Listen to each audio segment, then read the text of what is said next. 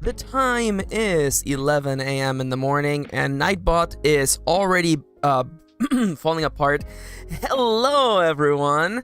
Let me go fix Nightbot real quick. Oh my god, all the timers are busted. Alright, let me just immediately go. I installed Nightbot yesterday under the assumption that it would work, and it appears, of course, in perfect Max fashion.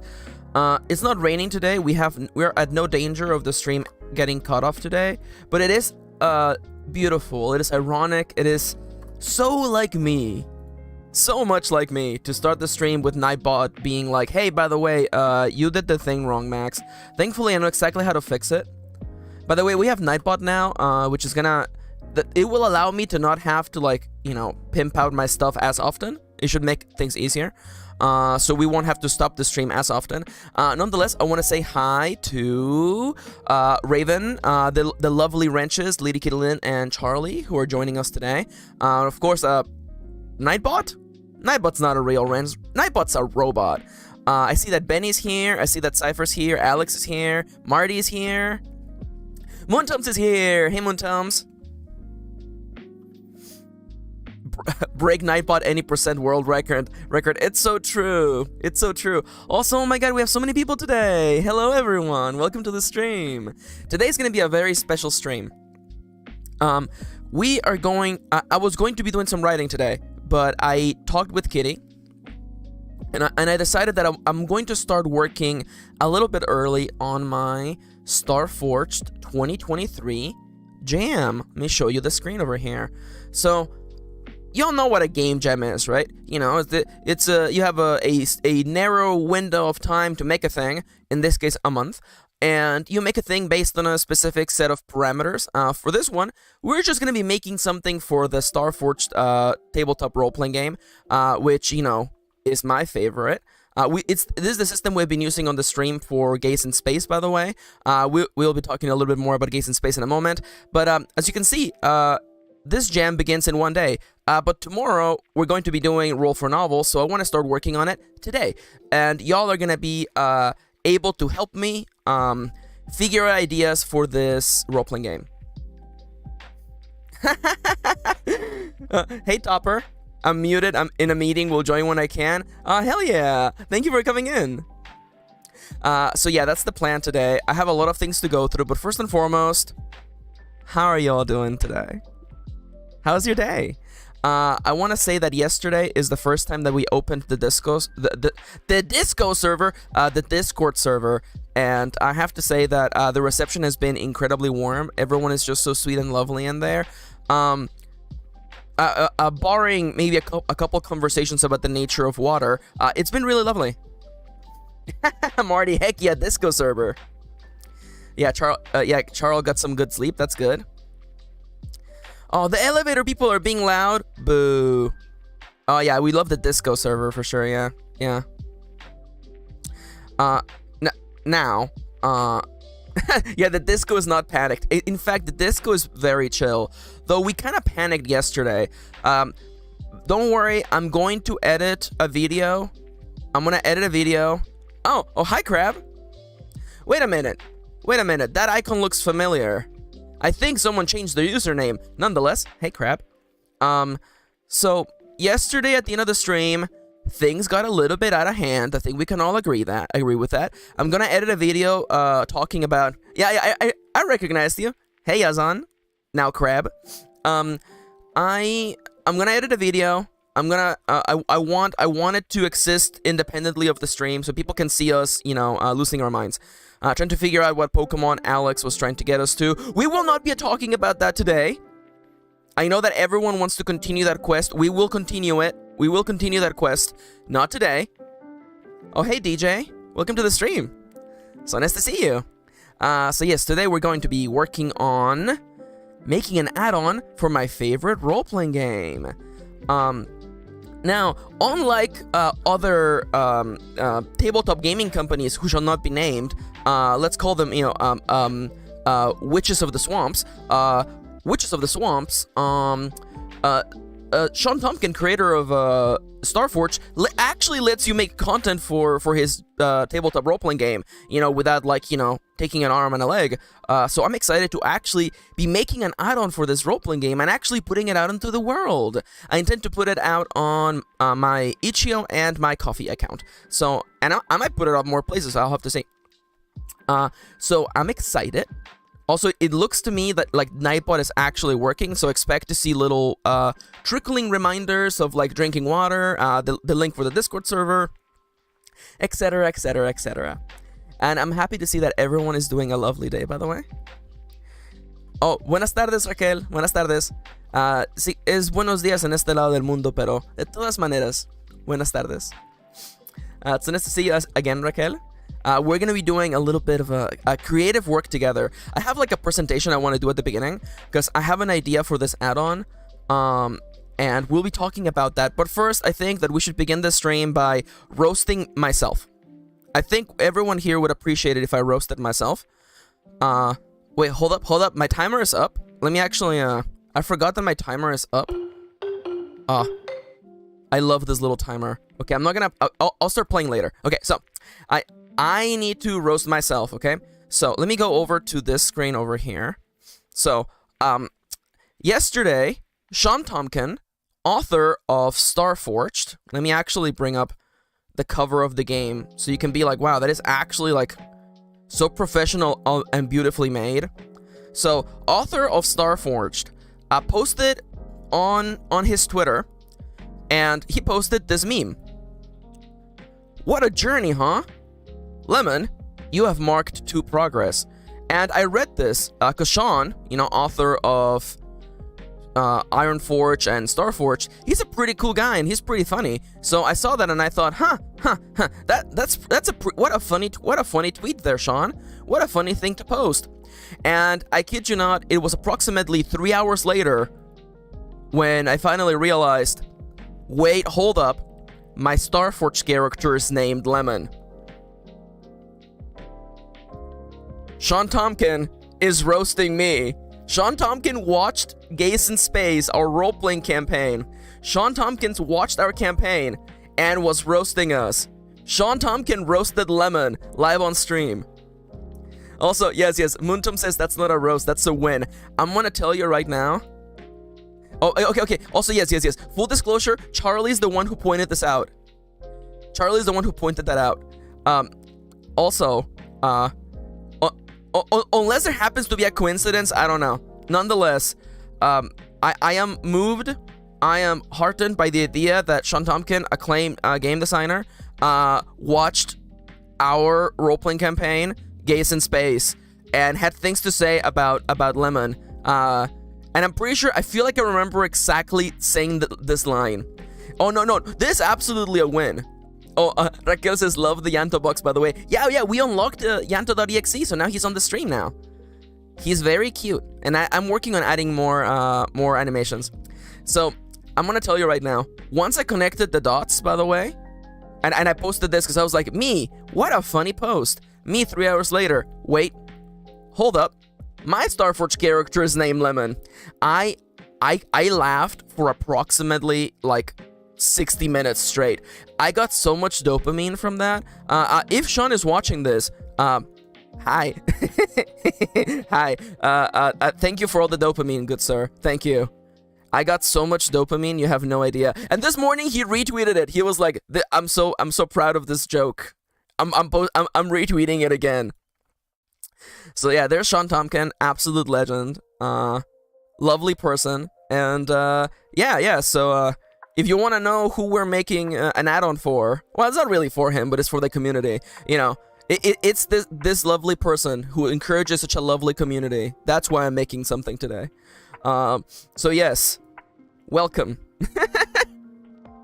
One of us is Sean Tompkin in disguise. Wouldn't that be incredible? Honestly, Honestly, like yesterday, I got so embarrassed. I got embarrassed because on one hand, I was like, oh no, Sean Tompkin interacted with me. Oh no, Sean Tompkin is making fun of me, but like in an endearing way. And I felt very seen. I think I blushed for like 10 minutes straight, and I just kept laughing. You know? Like, it happened just as I was gonna go get into the shower. So, like, I'm in the shower, and I'm just laughing nonstop. I'm just like, Lemon, you have marked 2 progress on your quest. It's so good. I feel very seen. I want to say thank you to Sean Tompkin for making fun of me. I really appreciate it. So yes, we're going to be making something today. Now, a part of me almost kind of want to get started, because I envision that once we do get started, there's a possibility for chaos to get unfolded right away. Is Sean Tompkin among us? Oh my god, it's so true though. Which of us is Sean Tompkin? The funny thing is that I don't even know what Sean Tompkin looks like, because he hasn't like posted like a picture of himself.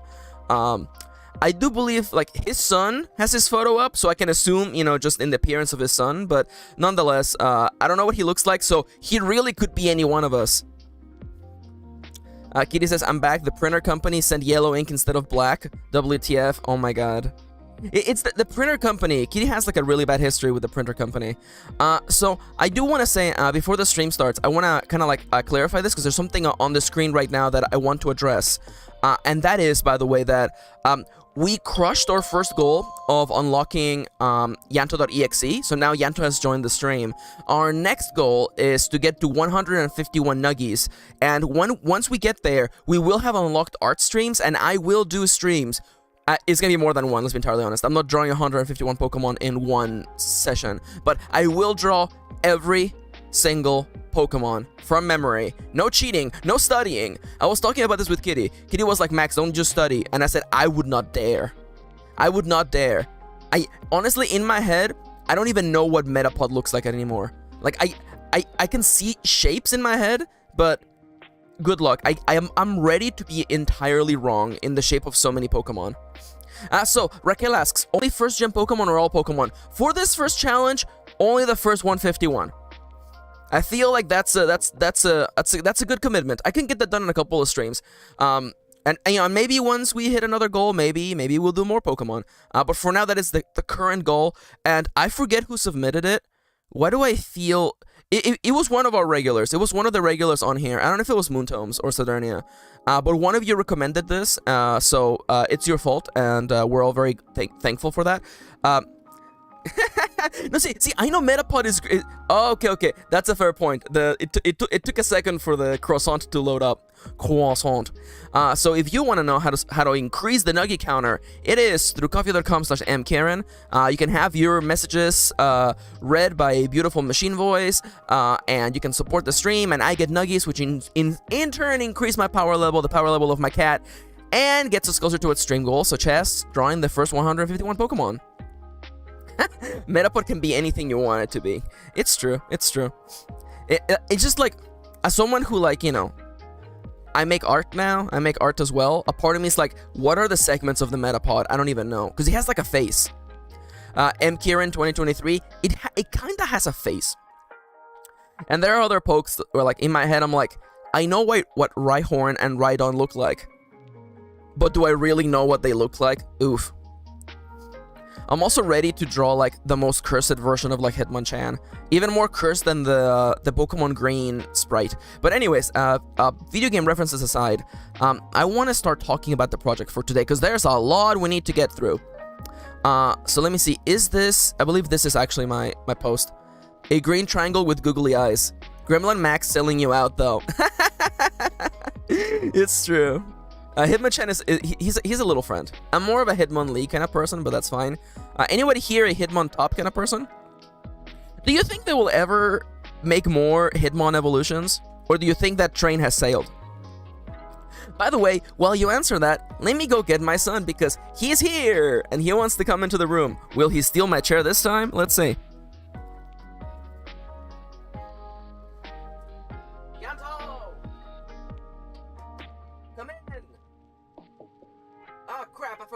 You. Okay, it's happening again. Okay, alright, okay. Okay, first off, I want to say, everybody shut up, okay? So, he wasn't hanging out with me. He was hanging out with my father-in-law. Okay, that's why I didn't see him. But don't worry, I'm getting canceled again. God damn it. I have an app. I just activated the machine. He has received 2 portions of food to make up for the fact that I'm feeding him an hour late. It's okay. Oh, look, Nightbot, you're actually working now. Oh, also, by the way, I love, who was it? It was Raven, yeah. The train has sailed, yes, yeah. That's a thing I've been saying for a long time.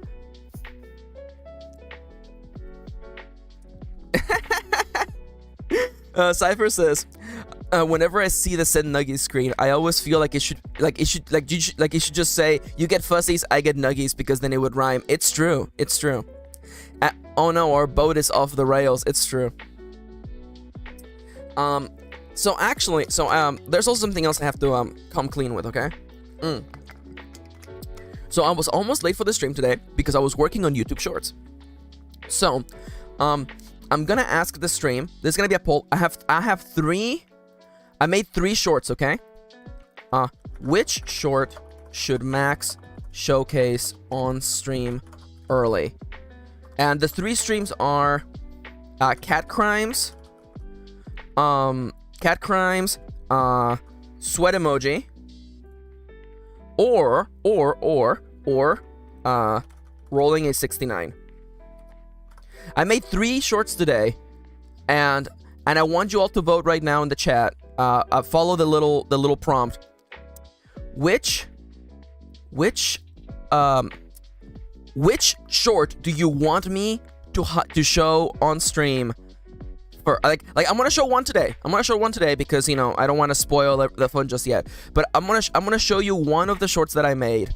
Which one do you want it to be? Vote in the chat, or vote in the poll, really, to be entirely honest. Ooh. Okay, all right. The votes are coming in. They're trickling in. I'm surprised no one has voted for that one option. Honestly, I feel like the editing in that one came out really fun. Oh my god. Okay, oh, there you go. Charles says, please do falling seats. Chad, I laughed so hard. Charles says, I'm gonna rig this election. Oh my god. Oh my god, let's go. Come on. Oh, I feel like chat is making a very... Chat is making a decision right now. Okay, I think I'm gonna close it, unfortunately. Everyone, you know, if you haven't voted yet, vote now, okay?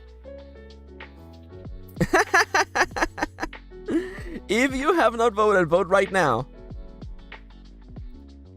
Cat Crimes has been picked. It's true. All right, everyone.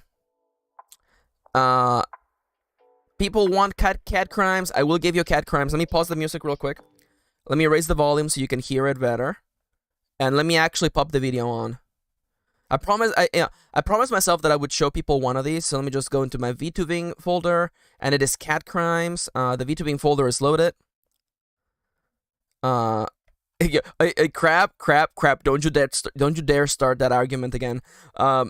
Cat crimes, and I want the full version because Twitter is weird and wants videos to be a different quality. All right. VTuber gets robbed live on stream. Didn't I tell you? Yanto is at the door. He wants back into the office, so let me go get him. Yanto? Yeah. You butthole.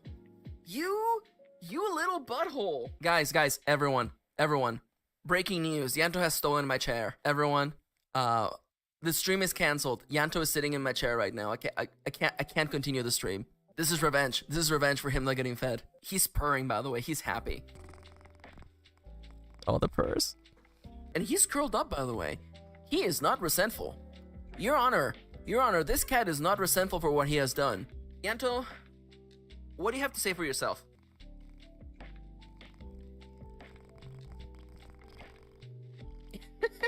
This is a disaster, by the way.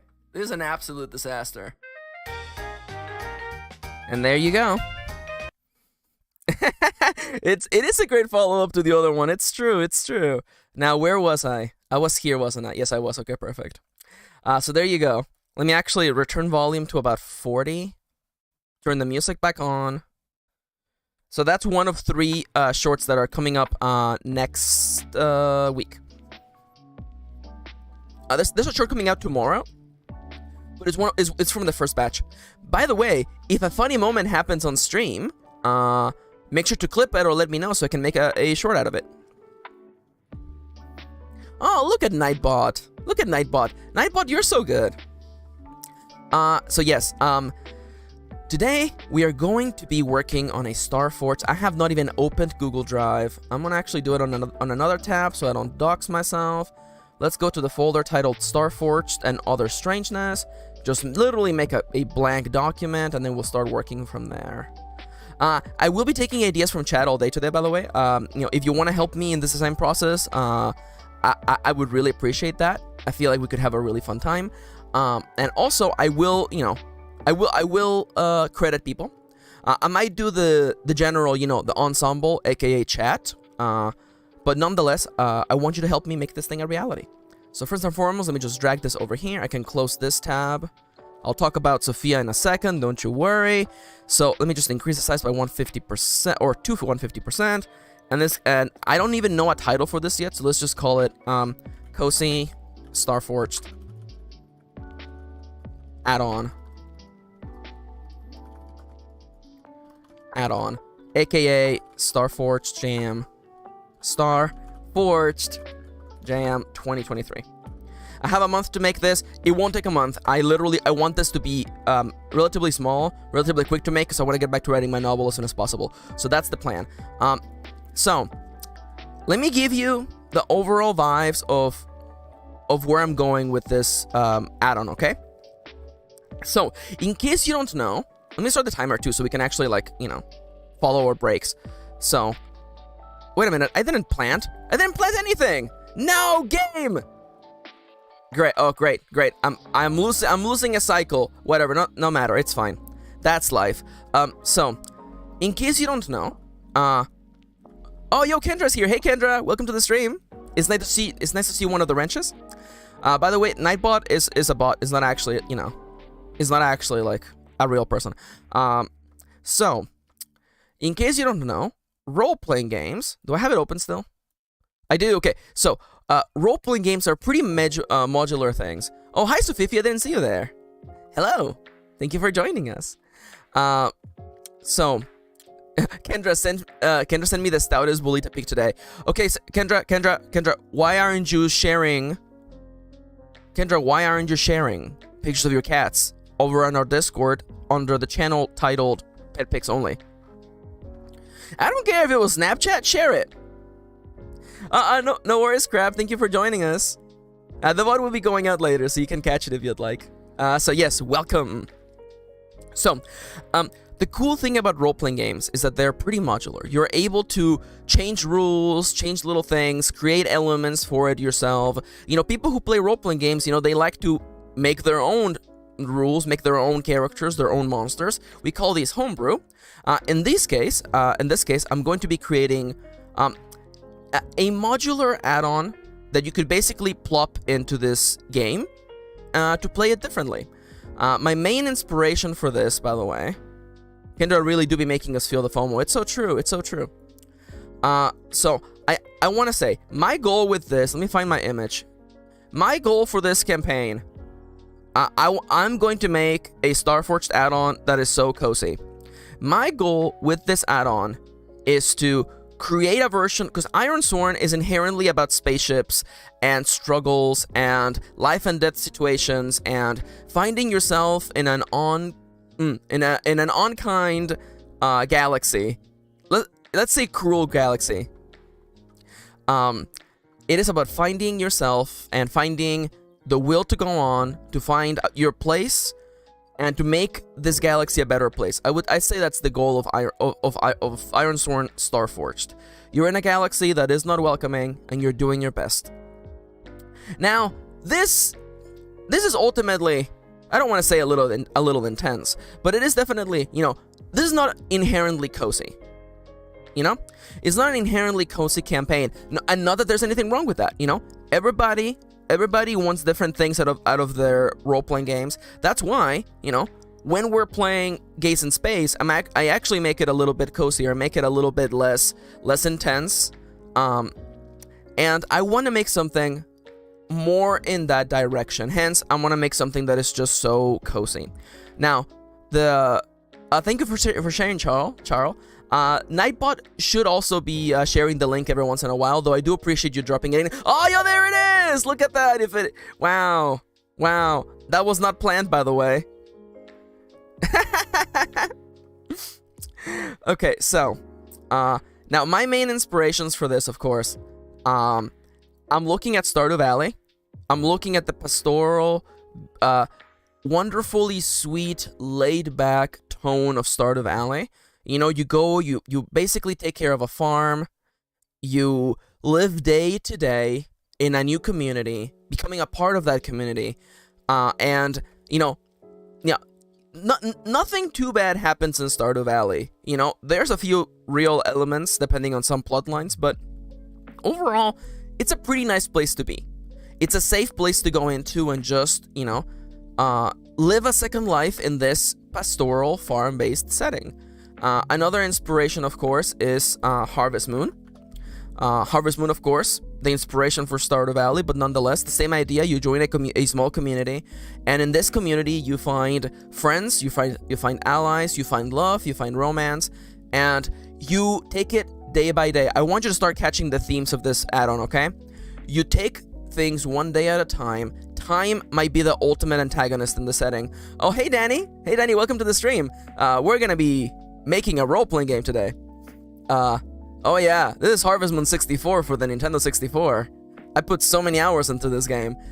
So one of the big inspirations for this role-playing game, for this role-playing add-on we're gonna be making today, or we're gonna start on today, is inspired by Harvest Moon, by Stardew Valley, and of course, Animal Crossing. I actually feel like this key art of Animal Crossing is an incredible way of getting to the vibes that we're looking for, by the way.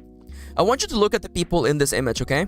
They aren't living in wilderness. They're living hand in hand with nature. And notice that everyone here is partaking in acts of leisure, okay? You know, there's fishing in the background. There's someone just napping in the sun. There is, of course, Bunny over here is reading a magazine. They're on the beach of this island. In the distance, there's a dog, a dog person feeding some birds on his own little island. And even here in the forefront, where we have our player characters, or hero characters, as one would say, even though they are working to craft something together, there is still a sense of unity, a sense of warm heartedness. You know, they're not working. This isn't work. This is a kind of leisure within itself. So this key art is like perfect for me. It's living in nature, living in peace, living with other people, and taking things day by day. That's kind of the central theme of this add-on that I'm going to be making. Also, Chips, Harvest Moon 64, literally my childhood. Oh my god, same. I played so much of that. The only problem is that I played it in Mexico before I knew English, so it took me about 3 years to find out that the box in the center of your farm is where you were supposed to put crops to sell them. Yes, feel free to take a second to laugh at me. Now, as for other things that are an inspiration for this add-on that I'm making, I wanna start with some due diligence, by the way. I want to say that I was inspired to make this in part by a member of the Starforged community, Sophia, at Mythic Sophia. Sophia, she, her, she's trans and gay, so she's one of us. She's also Latina, so she has an actual play of Ironsworn called Iron Home that is basically Stardew Valley, but it's Starforged. And they didn't change the rules, they didn't create new assets, she just adapted the rules of Starforged with the flavor of Stardew Valley. And seeing someone do this gave me the courage to do Gaze in Space. So a big thank you to Sophia, by the way. You can definitely follow them. I'm actually gonna drop the link to their YouTube channel in the actual chat. She was one of my inspirations to start actually playing on the stream, and the idea that someone else thought that it would be cool to make Stardew Valley / Harvest Moon into Starforged was enough to get me thinking about this idea. The other thing, I want to give a shout out to one of our VODers, someone who watches the VODs, Erasos, long friend of the channel. Erasos watches the VODs mostly, and they had a really lovely comment in the very first episode of Gaze in Space. In the very first episode of Gaze in Space, Erasos said that they envisioned Lemon and the rest of the party running across the ice to the tune of Moving Right Along by the Muppets. And I had never heard the song. I've never actually seen the Muppets movie, but I looked up the song, and the song is so catchy and upbeat and cozy that I've been listening to it nonstop. And this song is also in part an inspiration for this project. Oops, I did not actually mean to move over here. I'm thinking cool, cozy, relaxing. This is not going to be a campaign where people die. This is not going to be an add-on where people get hurt and there might be loss in one way or another, but this isn't going to be an add-on where you lose a limb and your best friend dies in front of your eyes. It's not really about that. Oh yeah, and by the way, there's Nightbot, by the way. Help us defeat the YouTube algorithm by leaving a like on the stream, subscribing to the channel, and hitting the bell. Nonetheless, so these are the main inspirations, by the way. Sophia, Moving Right Along, Animal Crossing, Harvest Moon, Stardew Valley. And again, my mission statement is that I'm going to make a Starforged add-on that is so cozy. So let me just immediately talk to you. Oh my god, sorry. Secret of the Forest by Lo-Fi Lee is playing in the background. Freaking love this song. So, so I have my notes, by the way.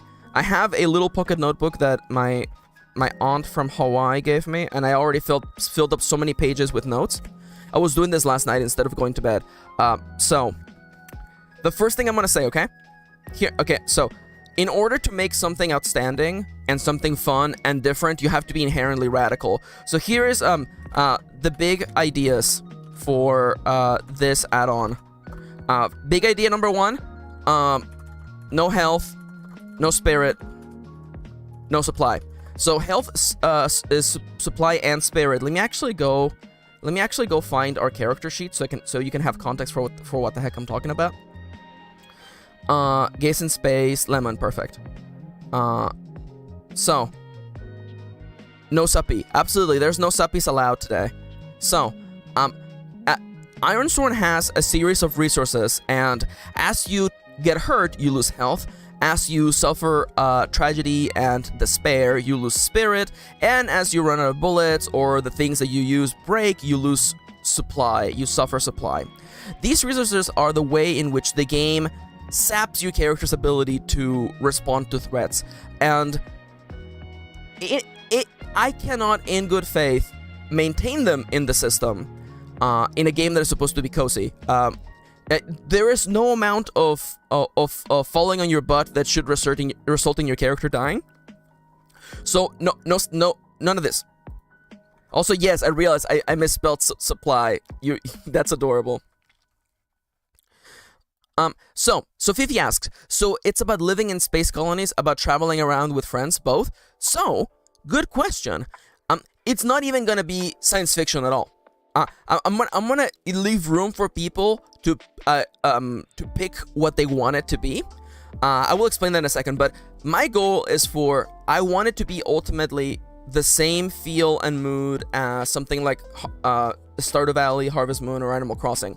You are moving into a small community in the wilderness, and you are a new person here. You're gonna meet the residents. You're gonna focus on something that I'm calling achievements. Basically, instead of having quests that are like, go defeat the evil empire, you have quests such as catch the big fish that hangs out in the pond, or go catch the legendary fish that only shows up, on a rainy day.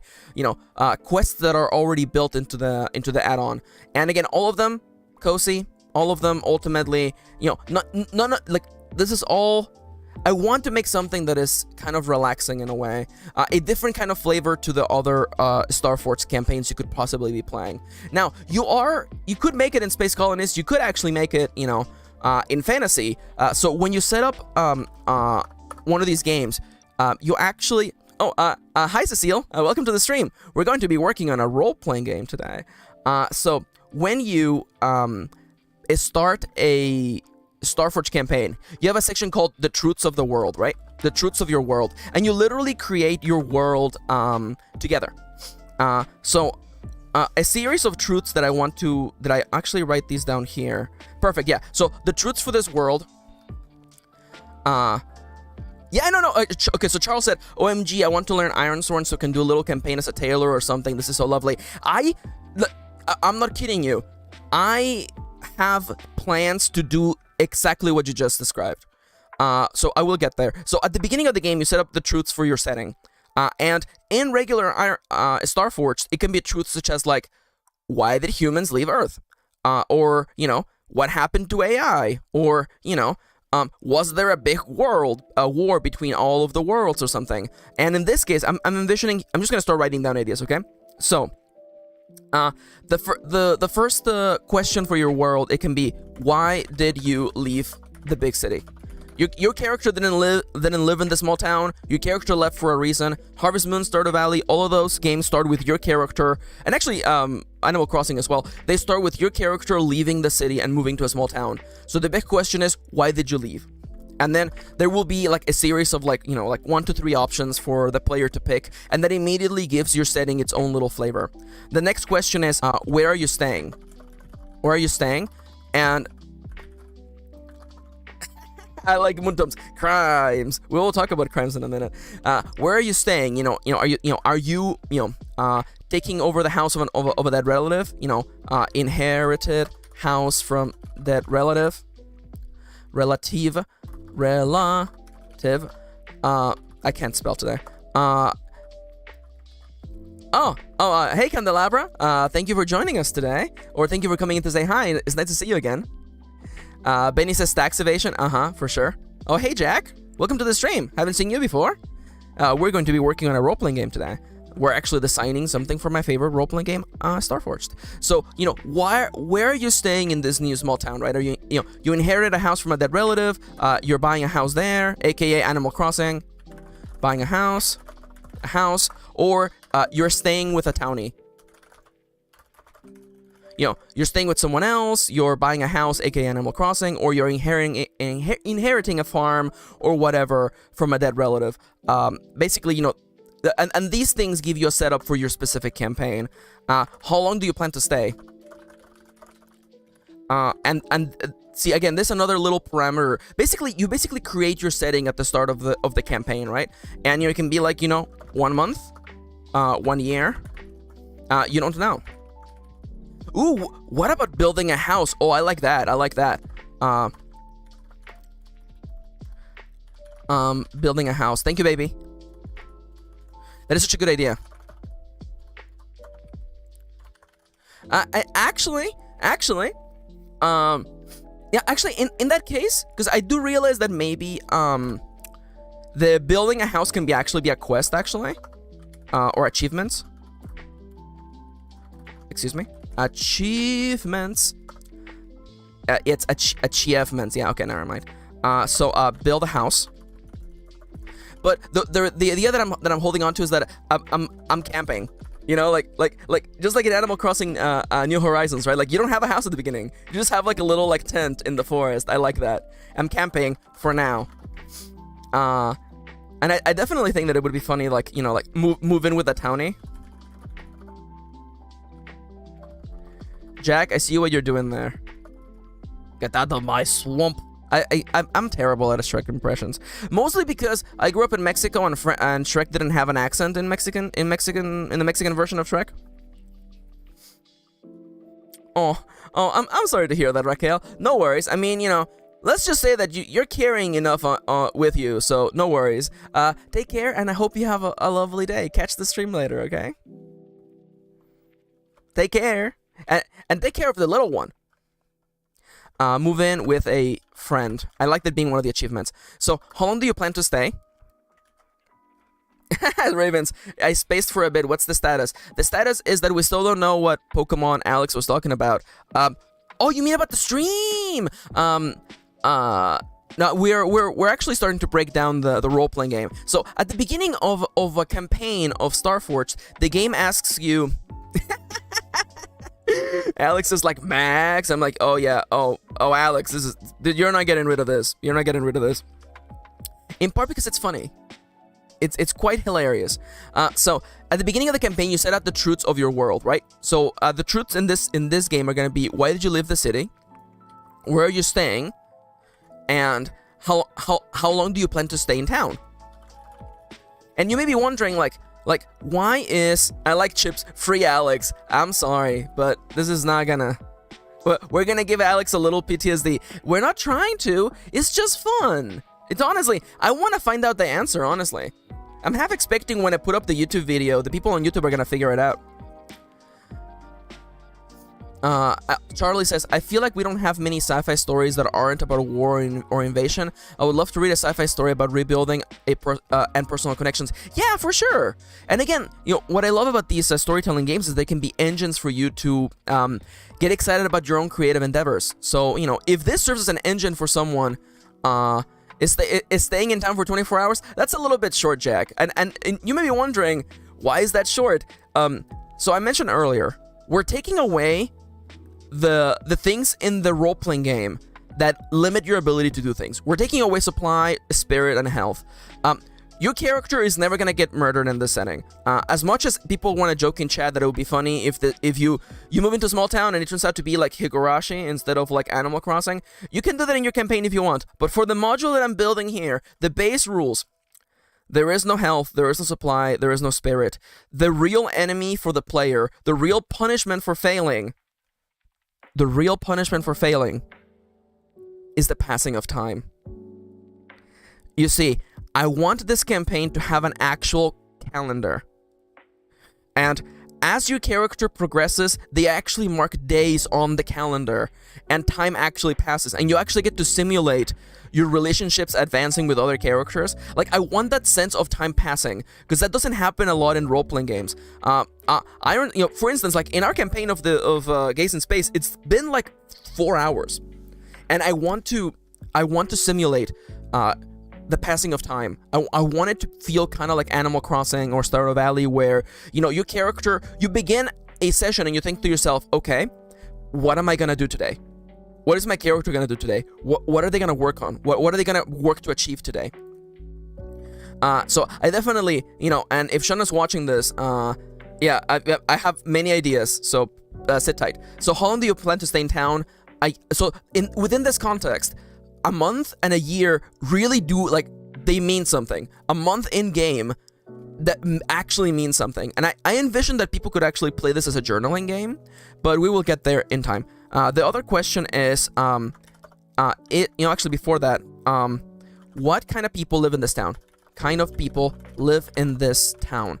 And the answers to these, Kendra says, I want some cozy games set in cities. I feel like they're all about fleeing the cities. That's also true. It is unfortunately not the scope of this campaign, but it is definitely something that we could work on.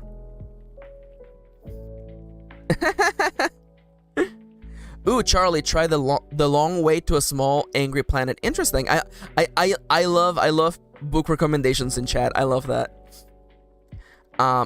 So what kind of people live in this town? Now, this is where you get to flavor what you want this to be, right? So it's only humans. Only humans. There's only humans in this world. There's no other special species. Alternatively, there is a myriad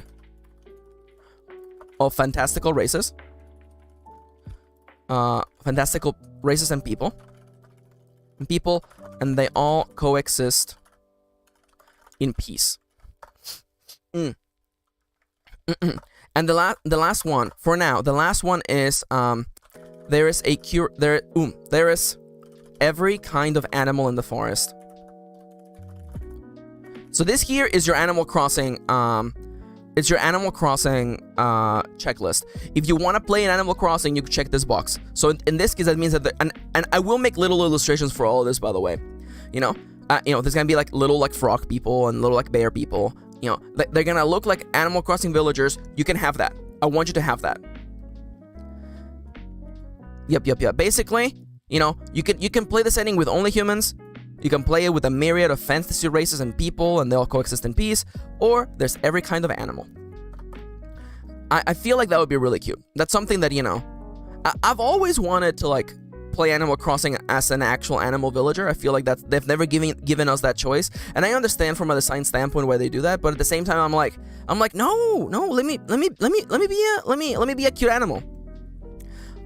So I believe I have one more question here about whether there's magic in the setting, and I'm not sure if I care too much about that. Oh, by the way, in case you're wondering, how would, you know, because only humans, clearly that leads more towards Harvest Moon. A myriad of fantasy races feels more like Stardew Valley or Rune Factory, if you're that kind of nerd. And of course, animals is exclusively something like Root or Everdell for board game nerds, and of course, Animal Crossing. The final question, and I'll just put it in here because I feel like it's fun. Is there magic in this world? Is there magic in this world? Just to give people the room to be like, much like Stardew Valley has a bunch of strange magical elements, you know, like witches and wizards and spells and like little forest sprites. If you want to have that, you're allowed to have that. So I would say that the first answer is that there is no magic.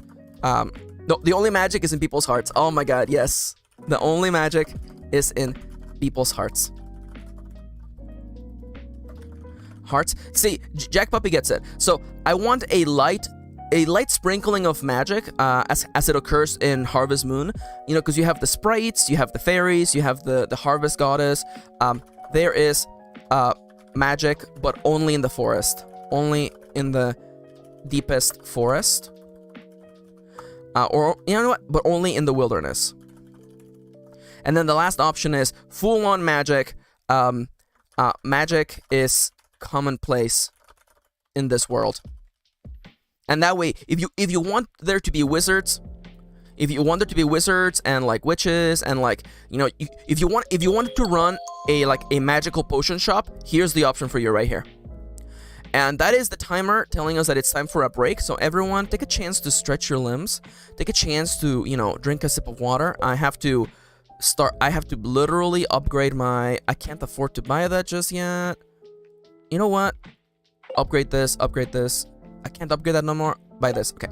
I'm playing a little game over here, by the way. If you see this on another screen, I have to actually plant some crops real quick. How many days do we have left in the season? We have 7 days left in the season. 7 days left in the season. No. We have to build them. We have to build the money. We gotta build the money. You know what? Give me some tulips.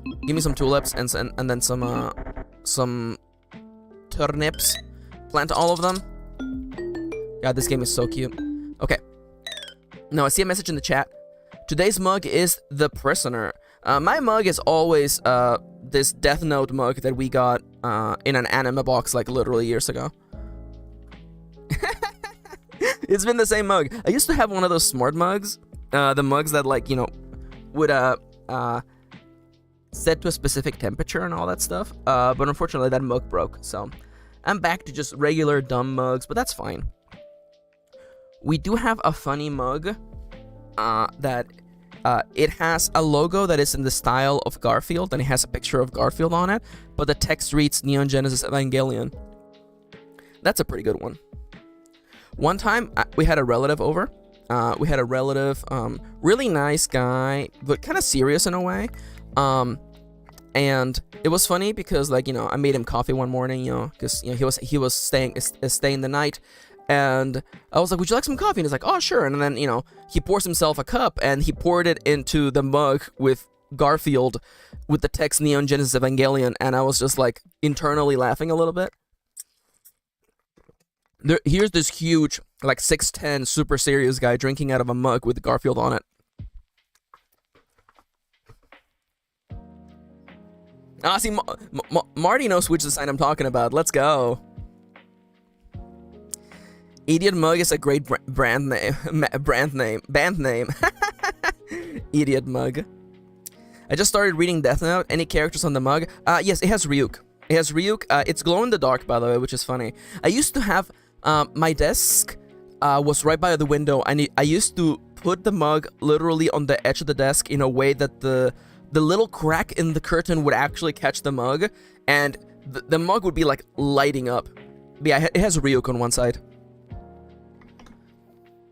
DJ says, I got a sick mug that looks like the poison apple from Snow White, and it's so big. More of a soup mug. Yo, that's nice though. Okay, real talk though. Okay, everyone in chat, okay? Do you actually use soup mugs for soup, or do you just pour yourself more coffee? Be honest. Come on, just be honest. Do you actually use it for soup, or do you just use it just for more coffee? Because I have to say, I have to say that I have been known to just grab one of those big mugs, and instead of putting soup in it, I just literally pour more coffee.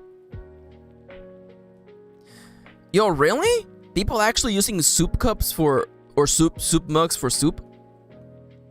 Oh, I like Sufifi. I make tea with milk in them. That sounds real nice. Third answer, use it for cereal. Ah, DJ, you got me there. I did not think about cereal. Good call. Also, of course, Kendra says they gave us soup mugs for college move-in. They then became everyone's cereal bowl. It's so true. I mean, okay, listen. If you have a big mug, like, I feel like you could put like a little cereal, a little yogurt, and boom, you just made yourself like a parfait. Honestly, no shame in that. That works. I like that. Okay, the timer is going up in 40 seconds. So let me just actually stretch. I did get up and stretch my legs, by the way, but I didn't actually stretch my hands. Do yourself a favor. Stretch your arms forward if you're able. If not, you know, maybe like lean back a little bit on your chair. Stretch your arms as far away as you can. I didn't forget to plant this time. Thank you, Charles. Imagine with 18 seconds left. Yeah, you have yogurt, kitty. Go have some yogurt for a snack. Yogurt, great snack. So the big idea for this add-on is that there's no health, no spirit, no supply. The only real enemy's time. It is almost lunch too. Yeah. All right. Focus time is now. So let me keep going through my notes. Okay. So yeah, we have the truths.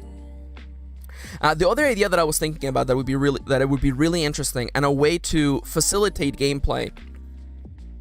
Basically, two birds with one stone. Is that the game will have, because making characters takes a little bit. It takes a little bit of time. I'm not complaining. I actually do love rolling characters, but I would like to facilitate that. I would like to make it a little bit simpler. So here's what I'm thinking. In the game, there is a table of people who live in this town. This list has their jobs first and foremost, and serves as an oracle. So oracles in this game. Oh, hey Jeff, welcome to the stream. So what's happening today? So today, instead of writing, I am working on my submission for the Starforged 2023 Jam. So a game jam is a short window of time where you work on a project. In this case, it's a month, but I'm starting a little bit early because I want to get it done early. And Starforged is a role-playing game. We've been playing it, actually. Gaze in Space uses the Starforged system. And I want to make a really, really cozy version of it. I want to create an add-on for this game that is very, very cozy. And it's being inspired by Animal Crossing and Stardew Valley and things like that. And we're kind of writing the outline, and I'm going to be reaching out to the chat for ideas on a lot of things, actually. But first, I want to get my ideas out of my head. So, and oracles in the game, by the way, are random tables. But I want a random table that serves multiple purposes. So, for instance, let's say, for instance, that this table has a list of every villager that's in the town, right? And you have a random event or something is happening, and you're thinking to yourselves, okay, well, who is in this scene? You know, who walks through the door? You roll on this table that has every villager on it. So it gives you a nice little, like, it's a table that serves two purposes. Let's just call it that, okay? A list of every villager in a way that actually saves a little bit of time. So, you know, what are the jobs in this small town, right? Well, clearly we have a mayor. Now, usually in Stardew Valley and in all of those games, there's a farmer. There is someone who runs general shopkeep. There's a barkeep. By the way, this is a great chance for you to start yelling things at me, by the way. What are jobs that people have in games like Stardew Valley and Animal Crossing? You know, what are things people do? Oh, mail person. Tailor. Beekeeper. Oh my god, Charles, thank you. Stable hand. Ooh. I'm not sure about stable hand, but... Oh, blacksmith! Oh my god, yes. Doctor? Ooh, a bank clerk. Interesting. Ooh, fisher for sure. I feel like, you know what? General shopkeep should just be merchant, honestly. Oh, no, you know what? I changed my mind. Traveling merchant. Okay, now... There should also be... Oh, this should be a teacher. There should be a teacher in the town. And actually, this should be numbers, by the way. Okay. Mayor, farmer, general shopkeep, barkeep, mail person, tailor, beekeeper, stable hand, blacksmith, doctor, fisher, traveling merchant, teacher, librarian. I like that. There has to be a little library in this small town. Oh my god, yes, yes. The town jester. Oh my god, yes, yes, yes. Oh my, town's fool, not jester. Yeah, but you know what? Okay, you know what? Just jester. I like that. I like that. Slash jester slash performer. I like that. I like that. Now, there should also be spots here for people who just the police constable. Can we get a name for because Animal Crossing did have police cops actually, or cops. Animal Crossing Cooper? Yeah, so, okay, could someone please come up with a name for cop that isn't cop? You know? Could someone please give me, because, like, there clearly has to be security, almost there. Constable, is it really constable? Constable meaning. Guard is not bad, Sufifi. Constable. A peace officer with limited policing authority, typically in a small town. I actually think that Alex got it today, honestly. Town's guard, town's patrol, town guard. Constable is super on the like. Constable is objectively correct, but I do feel that guard is more thematically. You know what? You know what? I'll just write both. This is just the first draft. Constable slash town's guard. Town's guard. Success. Okay. By the way, thank you so much to everyone submitting ideas. Also, Moontoms, I did see you. Rival Farm is actually, I kind of like that. Also, I forgot to put my phone on Do Not Disturb. That's on me. Who even texted? Are you all texting in group chat? Kendra, I saw what you sent to the group chat. Oh my god. No. It's not your fault. It's not your fault. Again, I didn't want to use the word cop exactly for that reason. Right. I do like Rival Farm. There should be 2 people. Rival Farm. Now, what else should? Winery is a little bit too like on the nose. Now, mayor, farmer, rival, hermit. Oh, we definitely do need a town hermit. Yes. Hermit. Oh, there should be a baker. We haven't already put a baker in there. What else does a small town need? Let me actually look up Final Fantasy Crystal Chronicles professions. Because there's 8 family traits in Final Fantasy Crystal Chronicles. Can you please just tell me what the traits are? My dude, okay. Tailor, blacksmith, farmer, rancher. Oh, that's better than stable hand. Actually, rancher's better. Rancher. Yeah, alchemist. Okay, I will put alchemist slash apothecary. You know what? No, those are different enough, actually. Apothecary. Someone who makes medicine as opposed to the doctor who actually applies the medicine. Carpenter is so on the money. Town crier. Not super sure. A religious figure would be interesting. Thinking of characters for this makes my brain go burr, says Kendra. Reporter, newspaper. So much different than what I'm usually making characters for. Yeah, no. See, I want this to be like really nice and chill. Reporter. I do like the idea of there being like a little like newspaper. I honestly, I mean, like, you know, let me get that image back up, because it is true that, you know, in Stardew Valley there is a religion in Stardew Valley, and there is in fact Mewitch in Harvest Moon. So a religious figure, hopefully one that is, you know, nice, would be welcomed. We do have bar owner, restaurateur. Actually, you know what? Innkeep. The word is innkeep. Yeah. We have a barkeep, which, you know what? Bartender. That's what it is. This is how we sort it out. Bartender. Also, could someone get me like an old-timey name for a coffee shop or cafe? We just call it cafe. Are we going to more medieval or modern? See, so Moontum's asked, are we going for medieval or modern? I wanted to leave it open-ended enough where the people playing can assume that. I'm assuming, okay, if I have to call the shots, I want it to feel the same way that Animal Crossing feels, where it basically is like, it's like now, except not in a toxic world, basically. Also, it's no worries, baby. Tea house is nice, actually. You know what?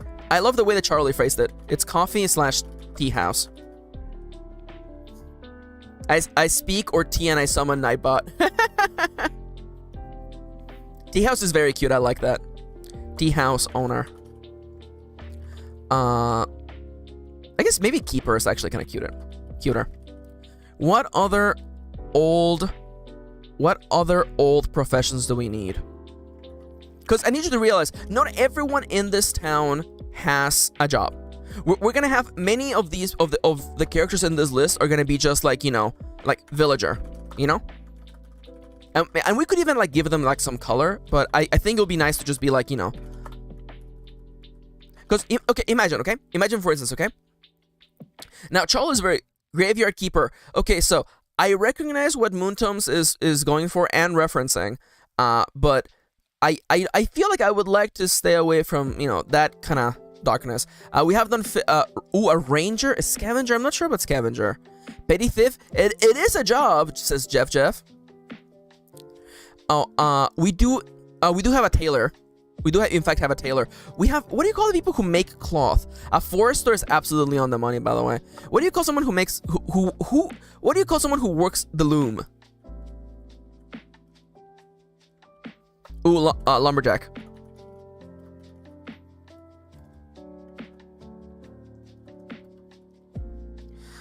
Like they're going to the forest to gather berries and stuff. Okay, I see that. Yeah, definitely. I think I'll take. Ooh. Okay, you know what? Okay, then. Okay, chat. Can someone get me? Could someone get me a word for someone who scavenges, who goes into the forest to gather like berries and whatever?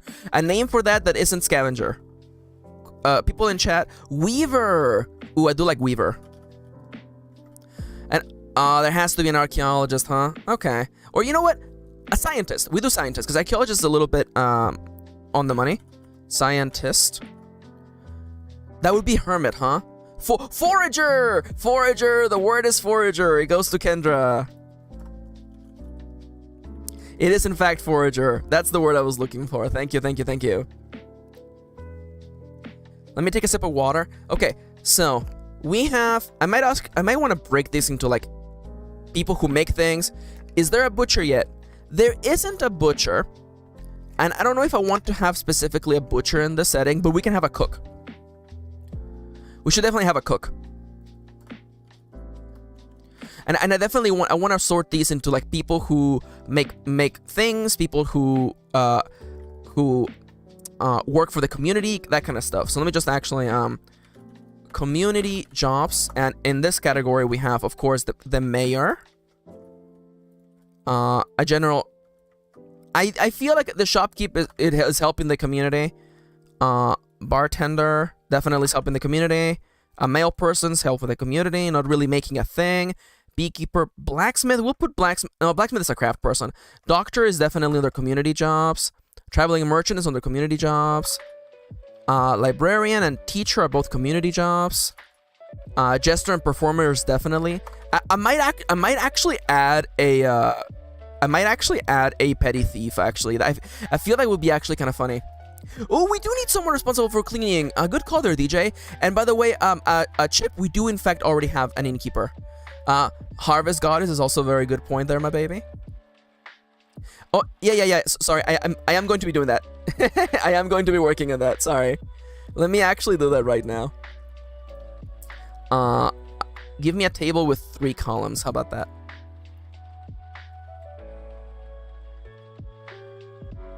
Now, I need you to be a 1, please. I need you to be a 1, please. There we go. Sorry, Melody of the Soul. I forget what the song is called, but it's from Persona. It's playing in the background, and I'm dying. Okay, numbered list. What's your problem? What's your problem? Who hurt you? Numbered list. There you go. Who crafts people? People who craft things for a living. Is there an artist? There isn't an artist. Let me actually really quickly write this down. Flower shop is definitely a community job. Guys, we're gonna work so fast on this thing. Having all of your ideas really helps a lot. Someone who, okay, so could I get could someone in the chat come up with a word for someone who cleans? Now I see that Alex put in laundrette, but I don't think that works. Oh, you know what? Florist is definitely flower shop. Ooh, a maid or butler is actually not a bad idea. Flowerist. A janitor. I feel like I need another word for janitor. Also, hey, Sidonia. Good top of the time zone to you. And let's just call, well, let's call this corner over here. Just call them the Harvest Moon jobs. Just for now, because I don't want to come up with a name right now. Is it not? It's florist. Oh my god. Was someone yelling at me for that, by the way? There should definitely be 2 farms. One farm, which is definitely a little bit more intense than the other. Tailor. Oh, beekeeper. I think beekeeper is definitely a Harvest Moon job. Rancher is a Harvest Moon job. By the way, I am going to zoom in a second, I promise. I see the chat is moving, and I will be getting to you in a second. Let me just immediately grab all these boys over here. Fisher is definitely a Harvest Moon job. Now I see a cleaner, caretaker, custodian. Interesting. I'm looking for a name for someone who is in charge of cleaning. Now I do actually like there being a butler or a maid. I feel like that's just a really fun job. You know what? It's so fun that we're actually gonna have 2 of them. Usher is not bad. Caretaker. I'm not super sure about this. I want it for sure. What else do we have? Custodian, janitor. Okay, let me look up the etymology of janitor. Janitor. A person employed as caretaker of a building. Custodian. Custodian it is!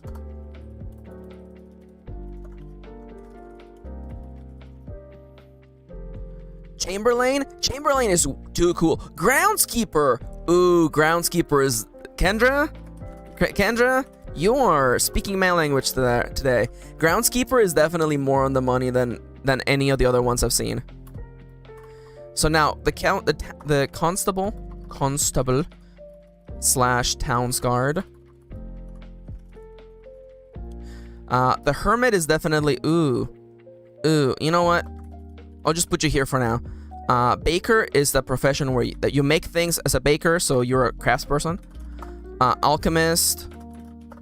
Did anybody else play the game Fantasy Life? Because I'm getting vibes of Fantasy Life over here.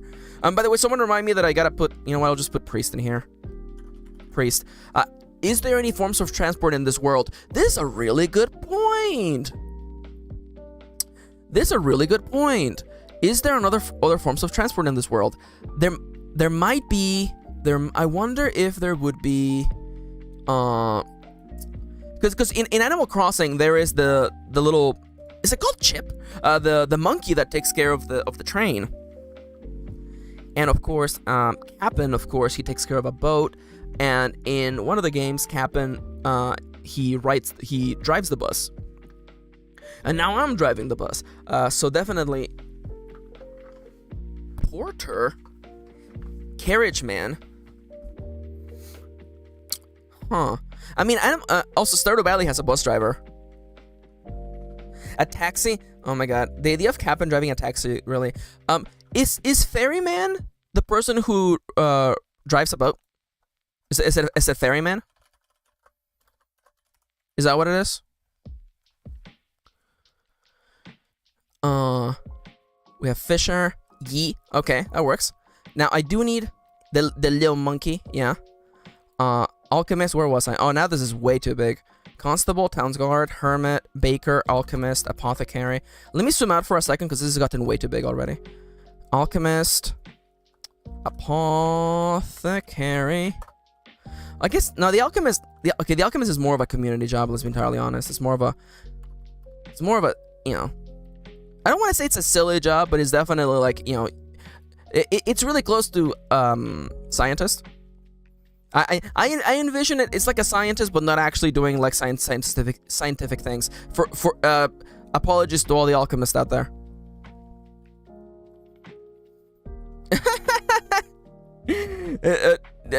DJ, you just made me think of the opening to Skyrim, though. That's all I could think about. All those games open like that. Carpenter. Innkeep is a community job for sure. Could they combine into Apothecary? I mean, I guess, you know what? Alchemist is thematic, but I do recognize that it's a little bit redundant. I will definitely. I think that's the joke. Oh, no, yeah. No, I get it. I got it. I think I got it. Forester is definitely a Harvest Moon job because it's a thing that you do in Stardew Valley. Waver. Scientist for sure still remains. Lumberjack is well, it's actually more of a Harvest Moon job, but whatever. These categories are not set in stone. I do want to clarify that. And yes, you do cook in Harvest Moon, but it's not. Listen, these categories are not set in stone, okay? I'm just trying to get a general idea for what jobs people in this village do. Good, I can keep my job here.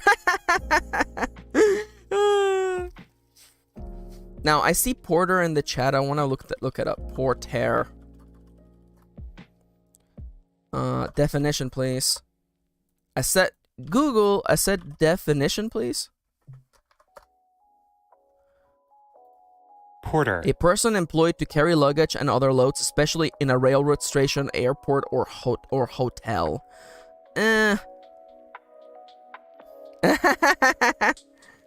Ooh, woodcutter, let's go. Thank you. Thank you.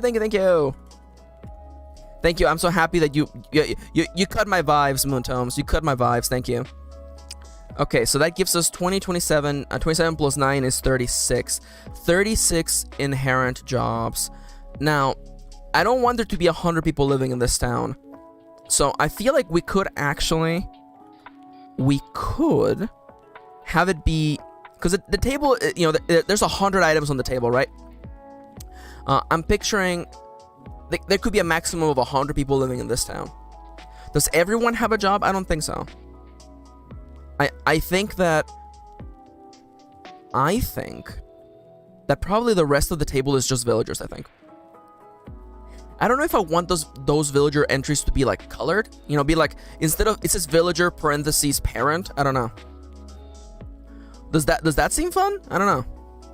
Like, you know, villager, parent, villager, child.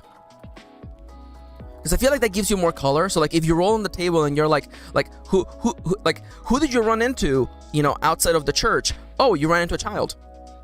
Townies is actually really cute too. Okay, Chad, really quickly. Townies or villagers? Call it. Townies or villagers?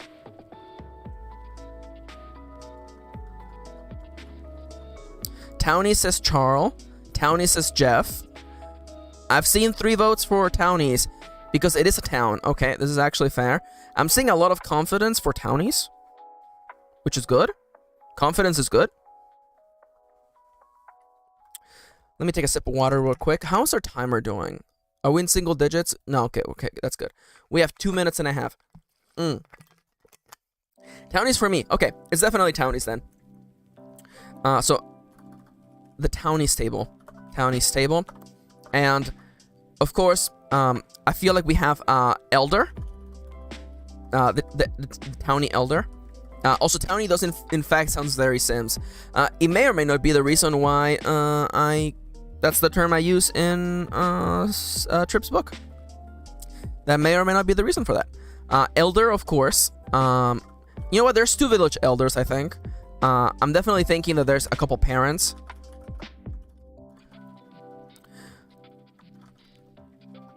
This song literally makes me cry. Which is it? Which song is it? Oh, it is. It's the Roost from Animal Crossing. Oh my god.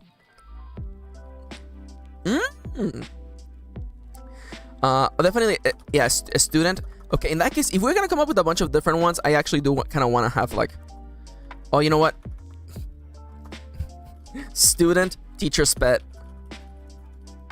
You have a teacher's pet. You have troublemaker. Can anyone give me some more flavors of students, please? I have teacher's pet. I have troublemaker. Oh my god, class president. Class president is so on the money, by the way.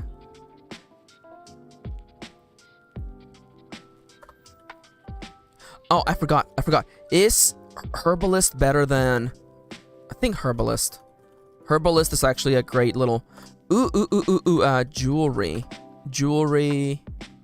Crafter? Jewelry smith. Snitch, the town snitch. I do kind of like the town snitch. Oh, you know what? I did actually promise that I would add petty thief. I do like petty thief. A jeweler. Oh my god, that's such a better word for that. Jeweler. Now I'm just thinking of World of Warcraft professions. No, I'm not gonna add inscription onto this list. Don't be silly. Now, I'm also thinking of like Dwarf Fortress, like professions. So definitely, you know what? Just the town snitch. Is there a bard type job? There is. We have the jester or performer. I might actually just make those like, you know what? Jester, bard / musician. Actually, you know what? I'm gonna do jester or comedian because we have what's the name of the little oxawaddle that shows up in Animal Crossing? What's his name? Dr. Shrunk? Is his name Dr. Shrunk? Did I remember that correctly?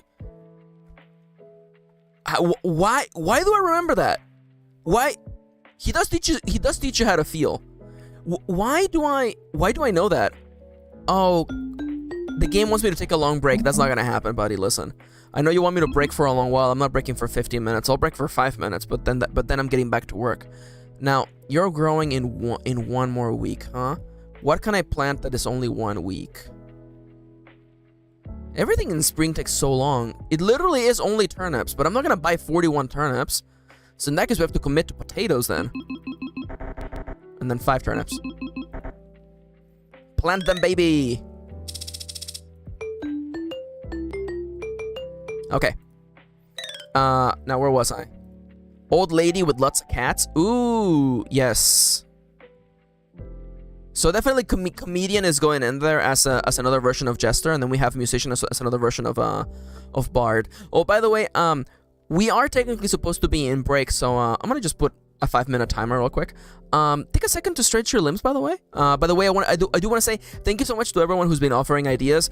Honestly, the coming up with like specific little things, that's what takes the longest about making one of these add-ons. And like getting this like going right away just makes my heart swell up, honestly. Well, like this would take me like days to do by myself, so all of your help really means the world to me. And yes, do hydrate, by the way. Get yourself a nice little drink. Yo, Alex actually makes a really good point. This is basically The Simpsons as an RPG. You're not wrong. You're actually not wrong, and I kind of like that. Your coworker's roasting you for eating cheese? I mean, you should know better. Yeah, kitty, why did you let me put cheese on your food when you told me to put cheese on your food? Oh, hey, Siska. What's up? Benny says, who's the PC though? Homer? The thing is that in this setting, I guess you could play as whoever you want. You could play as Apu. You could play as Mo. You could literally play as Mo. Hey, Sean Tompkin, please, can I get a quote? Can I get your quote on the cover of this add-on? Could you please just say, like, you could play as Mo? You don't actually have to do that. That would be hilarious. It would be, first off, it wouldn't be a real quote because I told you what to say. Then again, that's kind of how a lot of covers on books happen, but or quotes on the cover of books happen, but whatever. Don't think about that, anyways. Official, yeah. Simpsons add-on confirmed, yeah. Yeah. Honestly, it's kind of funny how that works. Student teacher's pet, student troublemaker. I have not stretched my legs. I'm gonna do that right now before I forget. I'm having so much fun though. People in chat, could one of you help me come up with a name for the town drunk that isn't town drunk? I want a name for someone who spends all their time at the bar or the inn, but they aren't, you know, a drunk. Like, I don't want to call them a drunk. I feel like it's a little bit, it's not the tone that I want for this setting.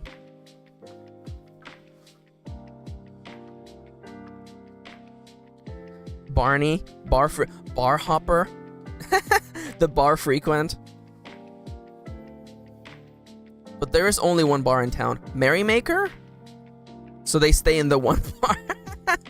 By the way, I had an idea arrive to me, and oh, it's fading away. No, hold on to it, Max. There was an idea. Hold up. I had an idea, and it's fading away. Tippler? No, I don't mean an actual name. I mean like a job.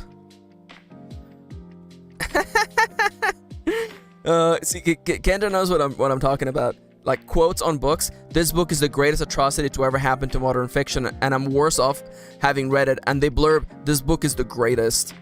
This is the voice of a generation. Anyways, I had an idea. I got it. Okay, one of the community jobs, or actually it would be a Harvestman job, is adventurer. There you go. There has to be one of those. Every town has one of those. Every town has a person with a sword. Quote me on that. Clip that. Every town has a person with a sword. It's true. There is a bar. It could be like a milk bar if you don't want it to be alcoholic, but you know, there's a bar. Yo, the bar regular. There you go. Kendra, you're on fire today. Kendra's on fire today, everyone. The bar regular. Oh, could I please get a name for the people who gossip? The people who start gossip and rumors. Could I get a word for that, please? Because I know it's called a rumor mill, but could I get like regular is my favorite gender. It's so true. Could I get a name for someone who gossiper? Could I get a name for the town gossip? Town gossip is pretty good, I think.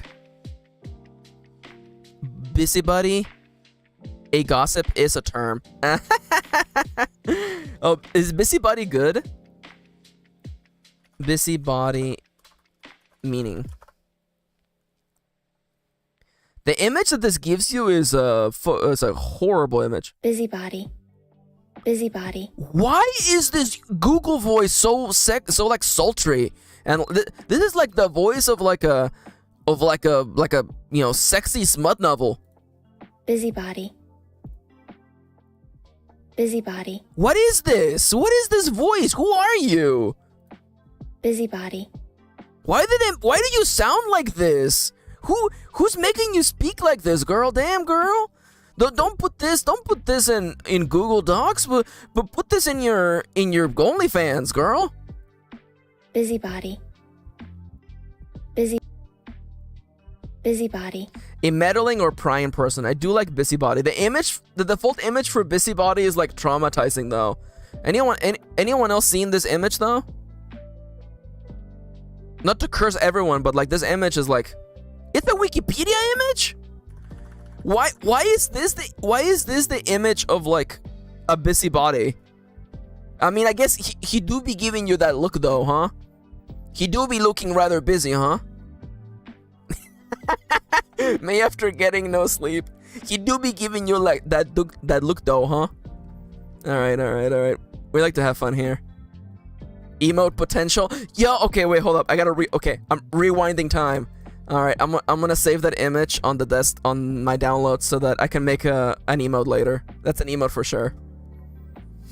Okay. Busybody it is. And for people who don't know what that means, town gossip.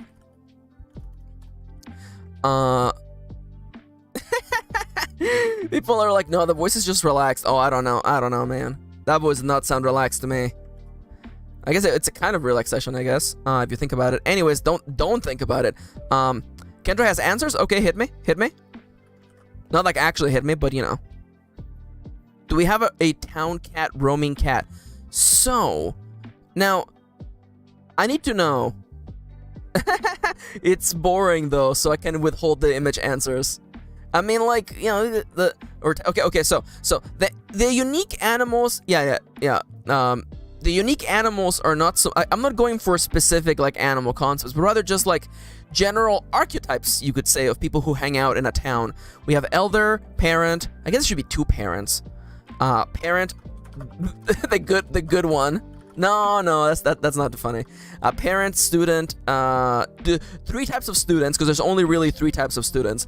A snitch, a bar regular, a busybody. Because I love the idea that, like, okay, let me just rewind, okay? So, when you get to this question, okay, where are you staying?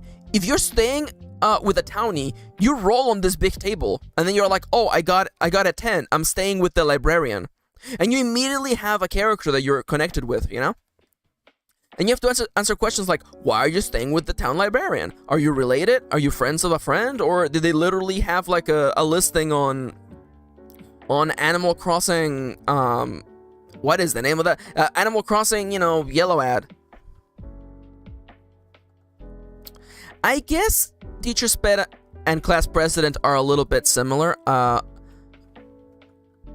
Parent, helicopter, hard worker, responsible. Sodernia, you're goated. Holy crap, I do love that. Oh my god. Helicopter parent is incredible. Hard worker. Parent, irresponsible.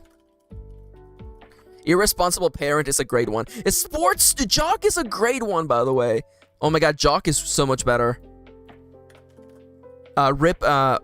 Weird, honestly, weird kid is perfect.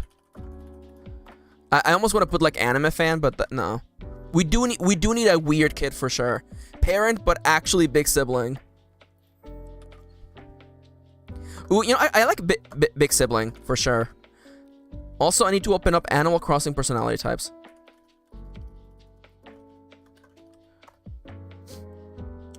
Lacy, jock, cranky, smug. Okay, and I do feel like we should actually like dip into the Animal Crossing personalities. Wait, but townies. So I definitely think that we need like a lazy villager. Weird kid who plays RPGs. Hey, wait a minute. Grandparent should also be an option, yeah. Grandparent. Grandparent with a past. But we definitely do need a fashionista for sure. See, I like the fashionista being independent from the weaver and the tailor. I like that. You know, you can just be shopkeep instead of general shopkeep. I think we can do that instead. I love the idea that there's only one shop in the town, by the way. So, lazy townie. I don't want to just reuse the terms, but then again, you know, we're not reinventing the wheel over here. Overactive? No. Jock. Smug. Peppy. Snooty. Big. No. I'm okay with that, big sister. Smug and big sister personalities were introduced in Animal Crossing New Leaf, while the rest were introduced in Dobotsu no Mori. Yep, Forest Story. Yep. Okay, I'm not super happy with these, but we'll see. We're using them as inspiration. How many do we have already? This is 20, 41 plus 14. 41 plus 14 is 55? Ah, yes, this is a really good Lophelia track. Yeah, this is Prelude, also known as the main theme of Final Fantasy. Yo, look at that! Hold up, is Nightbot like programmed to like? I have Nightbot on a timer. I didn't. Maybe it's just like convenient. Maybe Nightbot knows too much. Nightbot has grown way too powerful. Okay, so I feel like we're missing like something. I mean, we don't have to. You know what? We don't have to make the whole list today. Nightbot is listening. Nightbot is taking care of us. Yeah. I like Charles being like, hey, let me test Discord. All embrace our techno parents. It's true. I, for one, welcome our robot overlords. Oh, mayor, butler, maid, shopkeep, barkeep. I mean, I guess if I go for 50, if we have 50, then I only need to come up with, 50 roles in this town, which is not that bad. Okay, definitely Nightbot was not listening, because that's just another message. Unless techno parents trigger that? Nonetheless, now let's see. Let me take a sip of water. Wait a minute. Am I on break? I'm not on break. We have like a minute left. Thank God. Okay. So let me think. We have the people in this town. Yeah, Nightbot caught on. Yeah, that makes sense. Nightbot got embarrassed because, Senpai noticed them. So, the game begins with you figuring out the truths about your world. Now, why did you leave the big city? I think 3 or 4 options is good. You made a promise. I like that. You wanted a change of scenery. Ooh. Yeah. You're burnt out. Honestly, I kind of like that. You're burnt out with the grind of the city. Another reason why someone would leave the city, by the way. I feel like a change of scenery is not as fun. So you made a promise with someone. You're burnt out of the grind with the. You're burnt out with the grind of the big city. Hey, will you play that on stream sometime? Oh, we're going to be testing this on stream for sure. That's why, like, I want to get to iteration like as soon as possible. I want to make something and then we're gonna be playing it on stream for sure. You know what? I do like receiving a mysterious letter, and that's a timer, baby. Oh, that's for focus time. Oh, I have been doing that wrong. I definitely like you received a mysterious letter. I like that. You know what? 3 options is more than enough. So let me really quickly walk you through the rest of this idea, okay? Landlord cared more about tax breaks than keeping the rent increases within the reach of an inflation-adjusted income. I mean, you want to live in nature. Kendra, you can't say those things. You can't just come out with the truth like that. Anyways, I know that we're not following the correct like every 25 minutes. Nah, don't worry, it's fun. We're having a good time here. Having a good time. Let me. It's getting warm. It's getting warm in here. So let me take off my hoodie. Okay. Of course I'm wearing a hoodie. What do you take me for? Honestly, I love that my fashion style. I feel like this happens to everyone, okay? At some point, you just regress. Whenever you get older, you regress to what you used to dress up as. What you used to wear when you were younger. So I have returned to my fashion style when I was in high school, which is just big oversized hoodies all the time. That's all I wear now. Yes, Max, are you buying hoodies that are like 2 sizes too big for you? Yes! It's so comfy. I look like a child when I wear them. It's great. It's great. The sleeves are so big. Oh my god, the sleeves are so big. And they're just so big and warm. It's like I'm wearing a huge blanket. It's great. I like Sofifi. I never stopped, really. I love that. I love that. Let me talk a little bit about the big enemy in this setting, okay?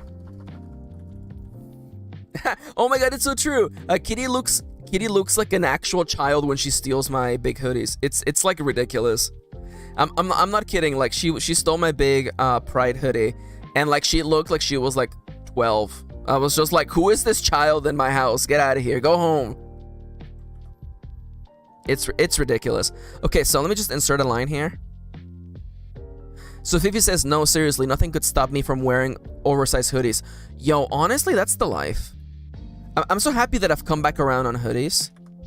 I will say, though, a pullover is nice, but you gotta give me something with zippers, man. You gotta give me a zipper, you know? Kitty and I, we actually went to Disneyland last year. We went to Disneyland and to Universal Studios. Remind me to tell that story sometime. But we went there, and they didn't have like any zip-up hoodies anywhere. Everywhere was just pullovers, and I'm just like, what's happening here? Who let this happen? Why aren't there zippers? Is Disney anti-zipper? Is big Disney, mega corporation Disney, they can't spend their money on some zippers? Everything has to be a pullover? What if you wear makeup? I wear makeup and I can't put a pullover over my head because then the makeup gets all over that. It's a big mess. So Darnia says, I finally started wearing what I've wanted to wear since high school. No regrets. I missed out on years of cute skirts for nothing. I know! Wear whatever you want to wear. That's the rule. There's only one rule in this fight club, and you wear whatever you want to wear. When you walk into the ring, you're allowed to wear whatever you want to wear. Kendra says, I wish they were less expensive. I get one at a concert, and I'm washing it like it's the most delicate clothing item I own to make it last. Of course, they're anti-zipper. Pro zipper would mean they're even more accessible. I know. That is true, though. I will say, Sodernia makes a really good point. Pullovers let you have big art on the front, but with zippers, you just put them on the back. This is fair. Also, can I just say, by the way, Moontoms, I'm gonna get to your comment in a second, but can we all just agree, by the way, that, like, art on the back of a t-shirt or on the back of a hoodie is, like, just wasted? Like, that's not for you. That art isn't for you. Why am I paying for art that isn't for me, you know? Oh, no. Oh, no. My chair is gonna see the art on this t-shirt. Freaking throw that t-shirt away. Literally, actually useless. Sorry, is this the most radical comment I've ever made? I'm like, why even do that? Why even bother putting it on the back of the t-shirt where nobody can see it? Also, Muntum says pajamas.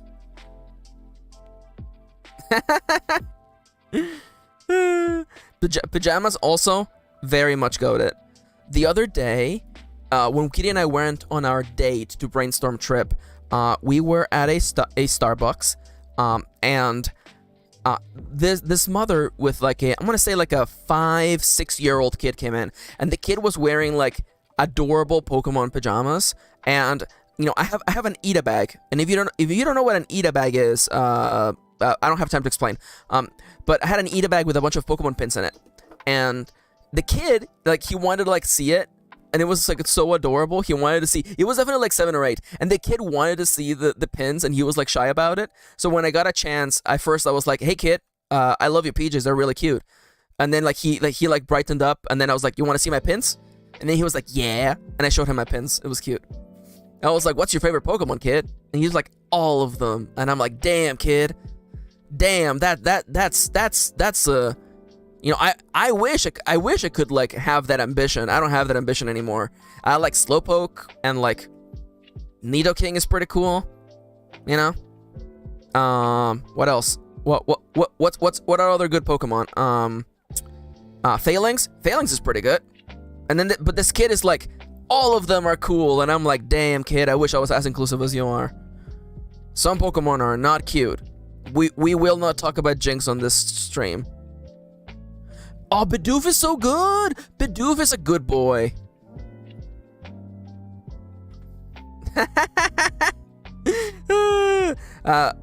Alex. The Kirin is not a Pokemon. The Kirin is a monster from Monster Hunter. Oh my god. Alex, is there a possibility that the Pokemon we were talking about is a freaking like like a Monster Hunter enemy? Okay, never mind. I'm not bringing this topic back. But anyways, I don't want your article. I just want an image of the Kirin. Look at that. Look at this powerful creature. Absolutely powerful. Shiny Magikarp, also very good.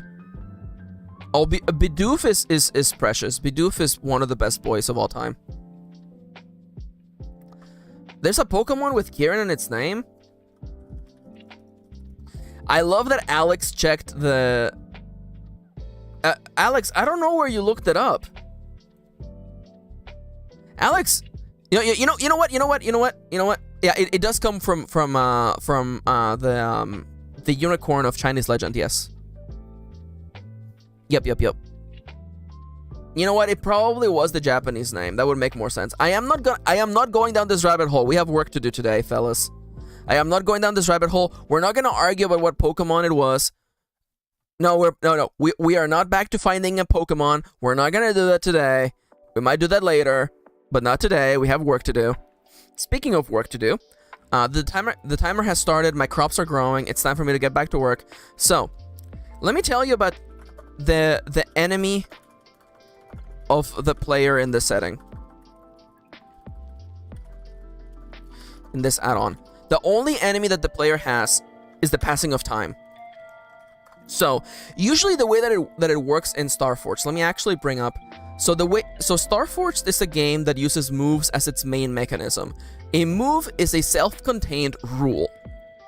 So let's say, for instance, instead of having to memorize how to do combat in Dungeons & Dragons 5th edition, instead, the rules in Ironsworn and Starforged are self-contained mechanisms. Oh my god. Shit, I should get you my company sticker of the month. It literally says enemy equals time. Yo, I'll take a free sticker.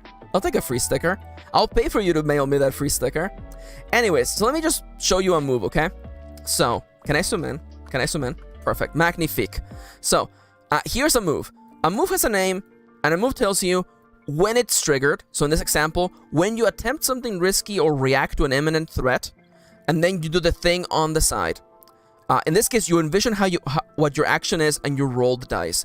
Now, the moves have, it tells you how the rulings work, and it tells you what success and failure means in this scenario. For instance, if you do really well when you face danger, you are successful. You succeed at the thing you want to do, and you gain a resource called momentum. If you succeed not so good, it tells you you still succeed, but you have a cost, and you make something called a suffer move. We'll get on that in a second, okay? And on a miss, if you literally mess everything up, your action fails, or a momentary success is undermined by a dire turn of events, pay the price. So, let me give you a quick little breakdown of how moves happen in this game, okay? So, you make a move. When you make a move, one of three things can happen, okay? One, you get a strong hit. And on a strong hit, you succeed. And you get a bonus. You can get a weak hit, which means success. Success at a cost. Or something bad happens. Bad happens as well. And of course, we have a miss, which is the only instance that means failure and a cost. So, all the moves in the game kind of function like this. When you get a strong hit, things go your way and you get a little extra. When you get a weak hit, you succeed, but something may or may not happen there as well. And on a miss, things are bad for you. Here is what I want to do. I want to make it so that in this version of the game, there's three things that happen when you make a move. On a strong hit... Excuse me? Your Honor, I would like to keep typing, please. On a strong hit, You get what you want. You get what you want. You did it. You did it, and you get a bonus. On a weak hit, you get what you want, but time passes. I'll explain what this means in a minute. And on a miss, you fail, and time passes.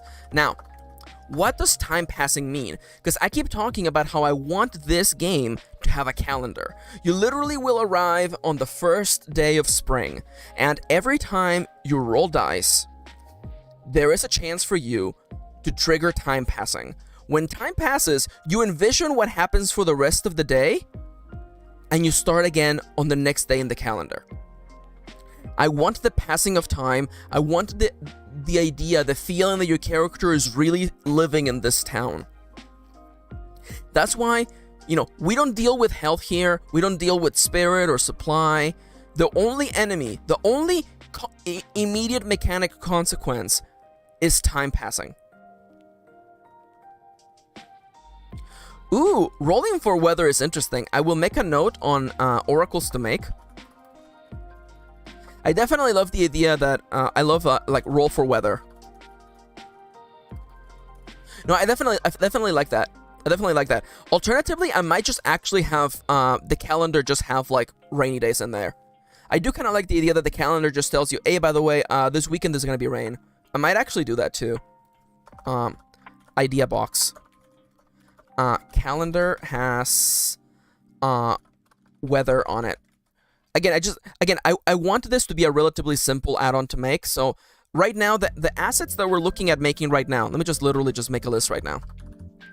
Let me make it 150 so you can see. Assets needed to make this add-on so far. So we need the document for the truths, which we basically already wrote, to be entirely honest. Of course, I need more text to explain, but here it is, You ask these 5 questions and you're ready to start your campaign. So the truths, we need the calendar. We need the table of villagers. The oracle of villagers. We need a villager creation. Villager creation. I know it's supposed to be townies. I'm sorry. Townies. Townie creation.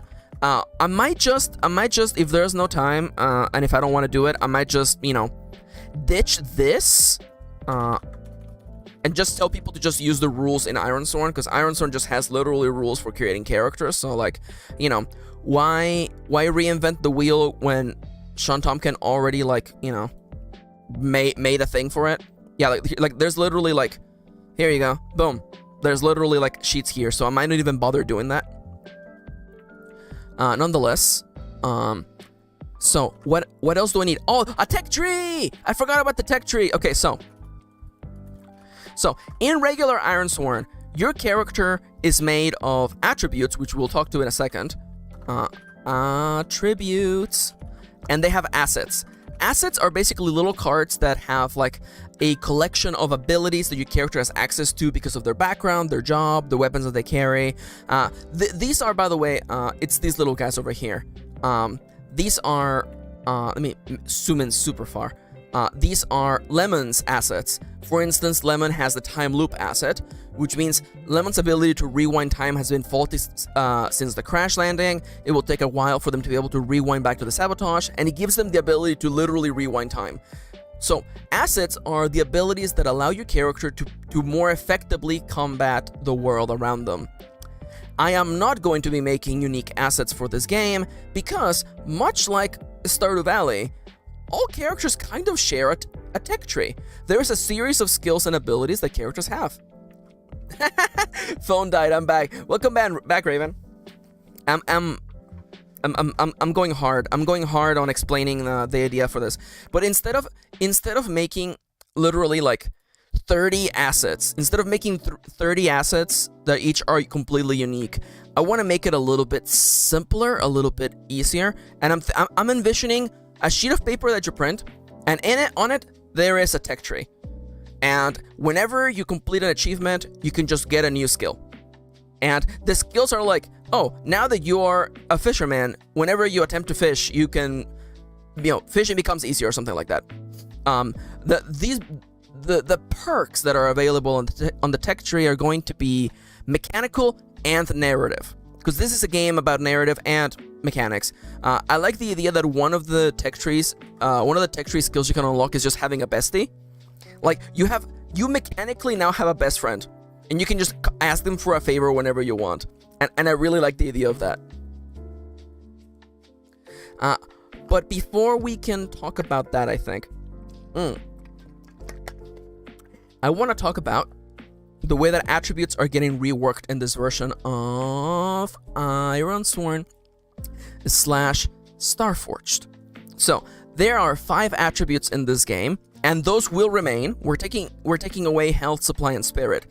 We will be keeping momentum, I think, but don't worry about that for now. So I'm thinking the attributes are edge, iron. I believe it is heart then iron. Heart, iron, shadow, and wits.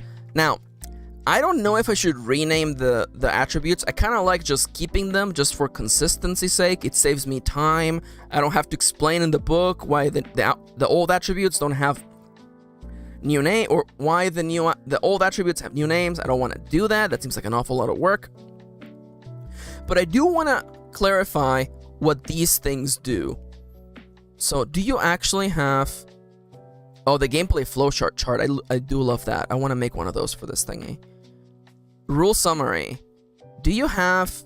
Oh, look, here's the explanation of what assets do. That would have been nice for me to bring up earlier. There is no explanation for the assets. That's okay. Or for the attributes. I will explain them right now.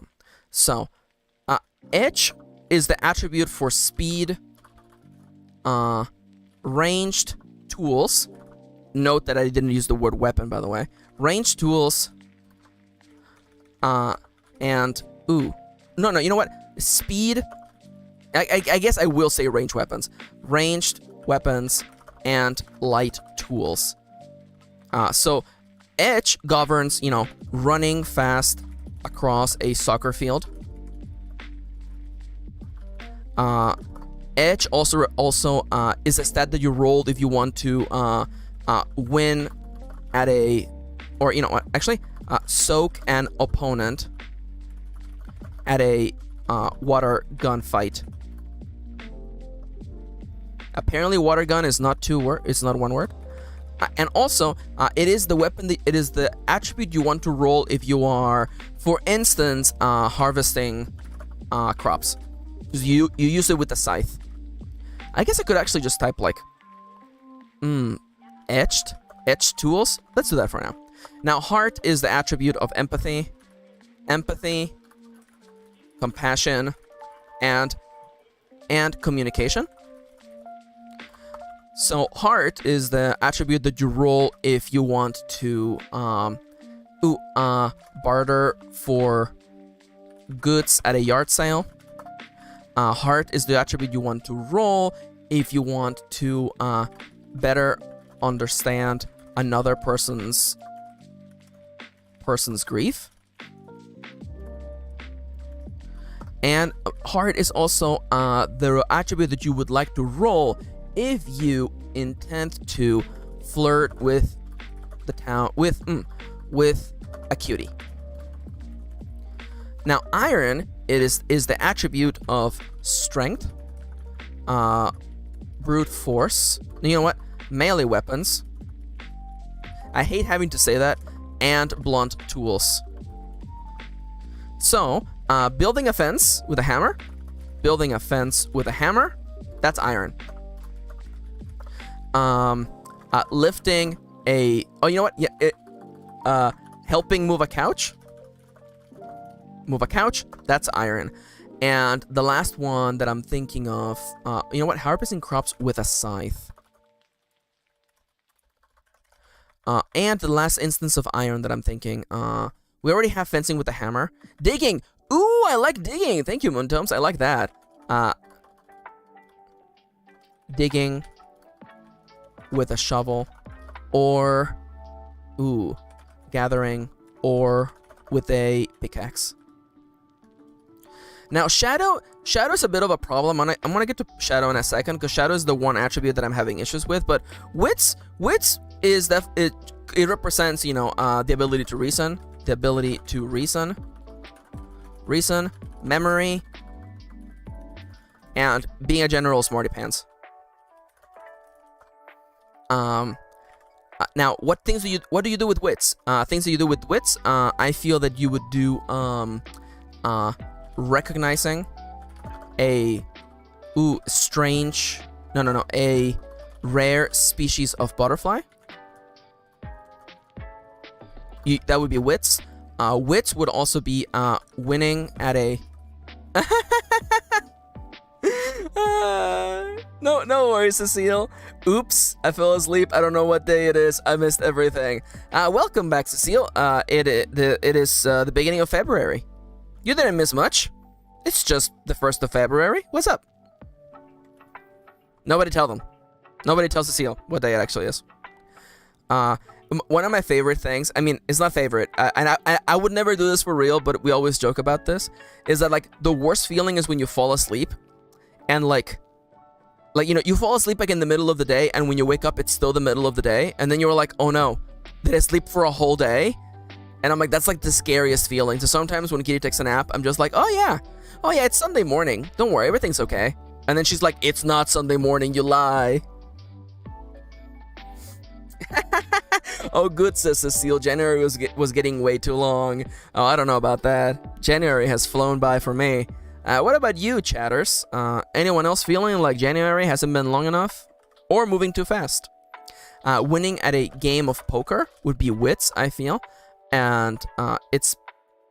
Sorry, I just realized that poker is just the word poker. Sorry, I know that sounds weird, but as someone who didn't learn English, or who learned English as a second language, I'm just like, poker is just poker, like to poke someone. What a weird name for a card game. Maybe knowing the crop's health, that's interesting. I like Siska, by the way, definitely not long enough. Oh, yeah. Week 1 fast. Week 2, though. Things do keep happening. Recognizing a rare species of butterfly, winning at a game of poker. You know what? I like Moontomes. Treating. It's because of work. It feels never ending. Oh, I feel that for sure. How do I phrase this? Knowing your crop's health. No, you know what? Knowing the best treatment for a sick. You know what? I'm gonna put pet for a sick pet. No. Knowing how to treat a wilting plant. There you go. That's Wits. Now Shadow in regular Ironsworn and Starforged, Shadow governs your ability to be sneaky, to lie, to deceive people, and that's not really happening in this game. I don't want to just cut the attribute, though I could. Is that radical enough? Would it be too radical for me to just take out Shadow? Because I was thinking that I could make Shadow like the mischief attribute.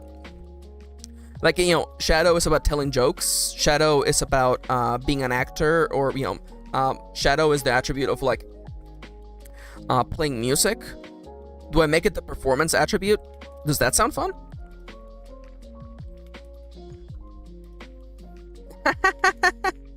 I like Kendra. January's audit my job because so many scientists are on an academic schedule, so it's really slow for another week or so. Oh, that's interesting. Yeah, and then it's gonna get busy again for sure. Like charisma, not so much. Although I guess, like, because heart kind of fills the role of charisma. But the issue is that, yeah, like in the base game, Shadow is the attribute for being sneaky, and like even if you happen to move in with the petty thief in town, I would almost want to make it a point that the petty thief is like really bad at their job, So I wonder, like, how useful is it to lie to people? Gotta haggle for seat prices somehow. That's interesting. Okay, I like that. Now, people in the chat tell me. Oh, hey Citro. Hello. It's nice to see you. And by the way, that's a really good idea. Okay, so I'm feeling that chat doesn't want me to just cut out this attribute altogether, huh? Don't cut it. I don't cut it. Just literally, like, try to work it out, huh? Because it could be, like, the ability to haggle. I like that. Although I did say heart is for bartering. Although I could take that out. A part of me kind of wants to just cut Shadow. Every time I keep thinking about it, because I feel like, how often are players going to need... How often are players going to need the ability to be sneaky in a game that isn't about... Although I guess Shadow would be like if you're sneaking up on like a butterfly or something. So Fifi said, or when you're trying to keep a secret a friend said to you, that's important. I don't understand the difference from Shadow to Wits. I feel like you might not need stealth or sleight of hand, but deception can definitely be useful, says Siska. Here in the library, we're back from holiday, so we have many classes coming every day. Oh, that's lovely. And the school's complaining about the schedule, and we start thinking about 2024. I need a nap. Oh my god, yes. I definitely recognize that. Holy crap. Okay, so, Shadow is more about being sneaky. You know, like, because Wits is all about brain power, right? And Shadow is more about, like... Although, I mean, I guess... No, because, like, using Wits to lie doesn't feel super right. I feel like that feels like the BBC Sherlock Holmes interpretation of Wits, and I don't like that for obvious reasons. But a part of me, like, I'm also struggling, so I'm like, maybe I just cut it out. Why not? I'm already cutting out the idea of health and spirit and supply. Why not just cut a whole attribute? Shadow isn't required. If you want to sneak around, just use Edge instead.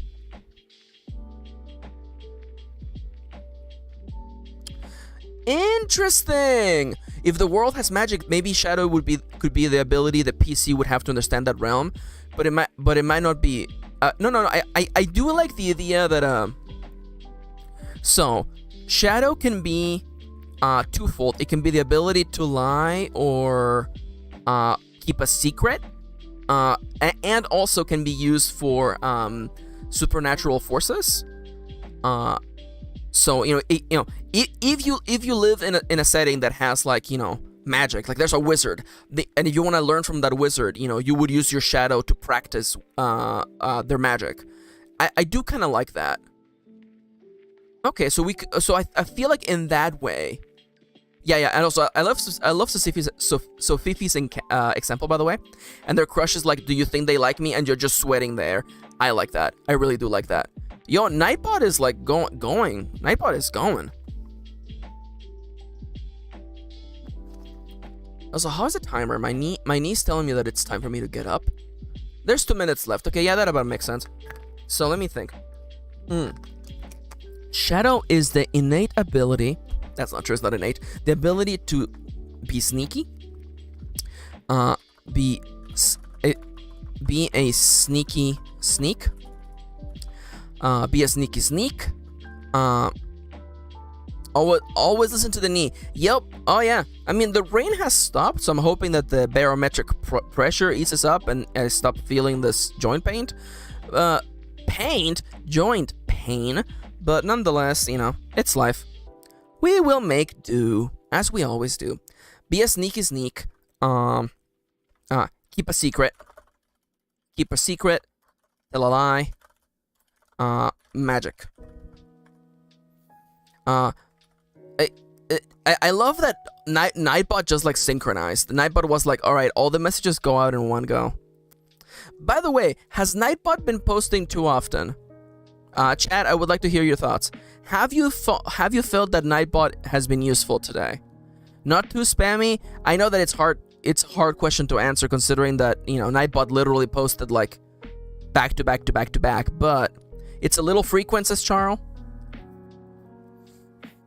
Charles is like, I haven't gotten to share the Discord once today. I'm kidding, that's a joke. I can make them more infrequent. Sneak by a sleeping... No, you know what? Sneak out of the house. So things that are Shadow, sneaking out of the house. I lost my job to a robot. The robot just talked. The robot is taunting you.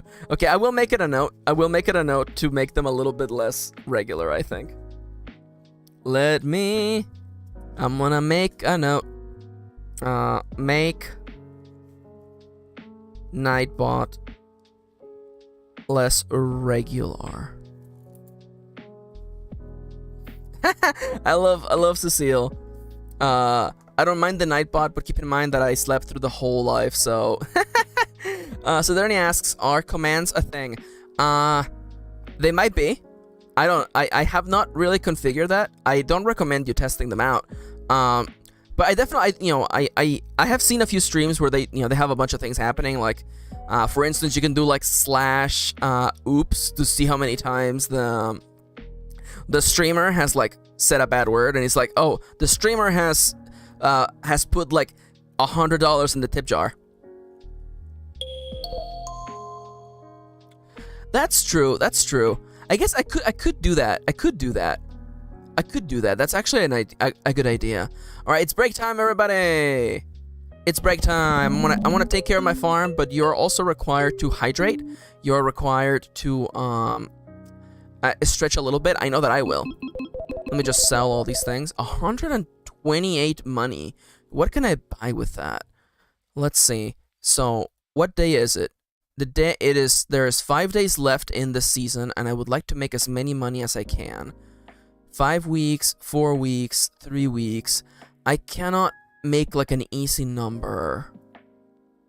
Yields 1 crop, yields 1 crop, can yield up to 3 crops, but I can't raise that many. It takes 4 weeks, so if I could raise a bunch of one thing, I could make enough money, I think, for but the only thing that takes 1 week is a turnip, though. Darn it. Yeah, and I'm gonna get up and stretch my knee as soon as I finish tending my farm.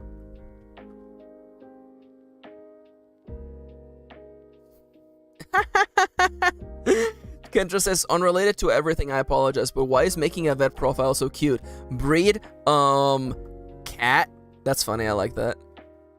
I mean, it is different when you have a cat that doesn't have like a regular breed. Like, our cat is a Russian blue, so entering that field is not a problem for us. I guess I'll just grow leeks. I'll just grow leeks. Let me see. Plant them. 1, 2, 3, 4, 5, 6, 7, 8, 9, 10, 11. 11. Leeks take 3 weeks. Well, there you go. I'm gonna have to water all of these things. Please enjoy the lovely marimba in the background, by the way. Alright, I have 3 minutes now. H born. I love that. So we can put that to rest. H, yes, breed cat. Oh, and last name, baby cat. I love that. I love that. It turns out I was thinking of the Kirin Ricky. I remember it being a unicorn, even though it's a giraffe, except of its name. Oh yeah, I see what you mean. I'm reading the chat now, by the way. I was tending the farm.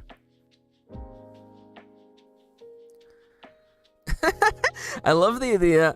Kendra says they want her age. The vet wants Kendra's cat's age, but we do not know. She's an anomaly. Bolita has always existed.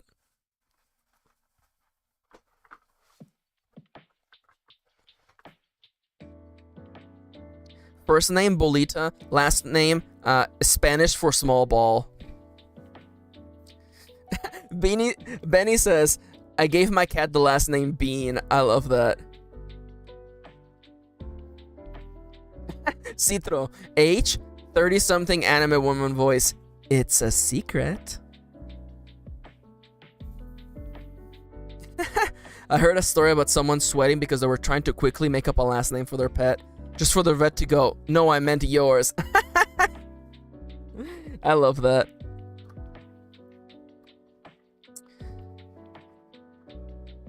Alright, where's my water bottle? There it is. Look, I'm multitasking. I'm stretching my knee and I'm sipping water. Anyone else multitasking today or just me?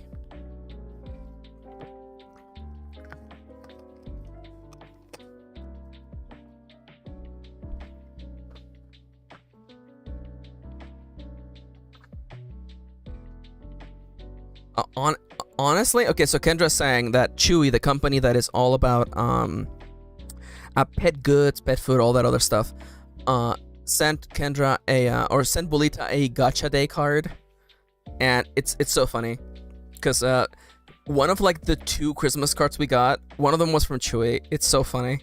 They send us a card every year. Everyone is multitasking. I like that Benny is doing laundry. I like that. Saturnia always multitasking. Cecile always multitasking. Let me stretch. Gotta focus. Yeah, that's that is the thing. Yeah, the other card that we got was from Mint Mobile with a picture with a card that had Ryan Reynolds on it because he's the CEO of Mint Mobile. It also came with like a temporary like tattoo with like his face, and I'm just like, okay, well, we're definitely not gonna use that. I like Citro. I'm finishing something for work. Don't tell my bosses.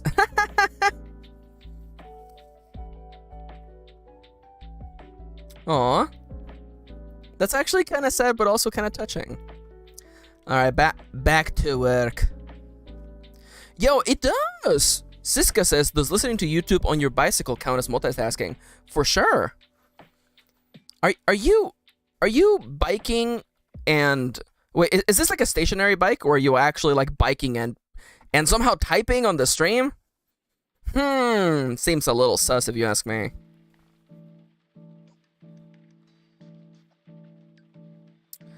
Okay, so you guys have succeeded in making me not want to cut shadow as one of the attributes. Sneaking out of the house is shadow for sure. Telling your crush. Hiding your feelings from your crush is definitely shadow. Lying about. You know what? I feel like it's already kind of implied there. Oh, you were cycling. Oh, you have safely a ride home. You were cycling earlier. Okay. I was wondering. I'm like, better be safe. You better be safe. I don't want anybody to be getting in trouble because they were watching my stream. I could not live with myself. I mean, I would live with myself, but I would feel bad for a little bit. Hiding your feelings from your crush is definitely shadow, and then communing with the spirits of the forest. Learning how to use magic, from an old wizard. I definitely like how shadow became way more interesting. I prefer that. Siska, safety is my middle name. Uwu refuses to wear a helmet. Ah, yes. Francisca Seguridad Tadpole. Tadpole in Spanish, please. Renacuajo. Oh, wow, that's a... I'm just gonna call you, like, Rana. There you go. Francisca Seguridad Rana. That's your full name. Sorry, I didn't mean to dox you. I'm very sorry. I like when times this woman makes me so worried. Ranita! Yeah, Ranita. There you go. Francisca Seguridad Ranita. Wait, in that case, you would need like 2 last names actually, because Do they do double last name in Portugal? Because like in Mexico we do double last names. For better or for worse.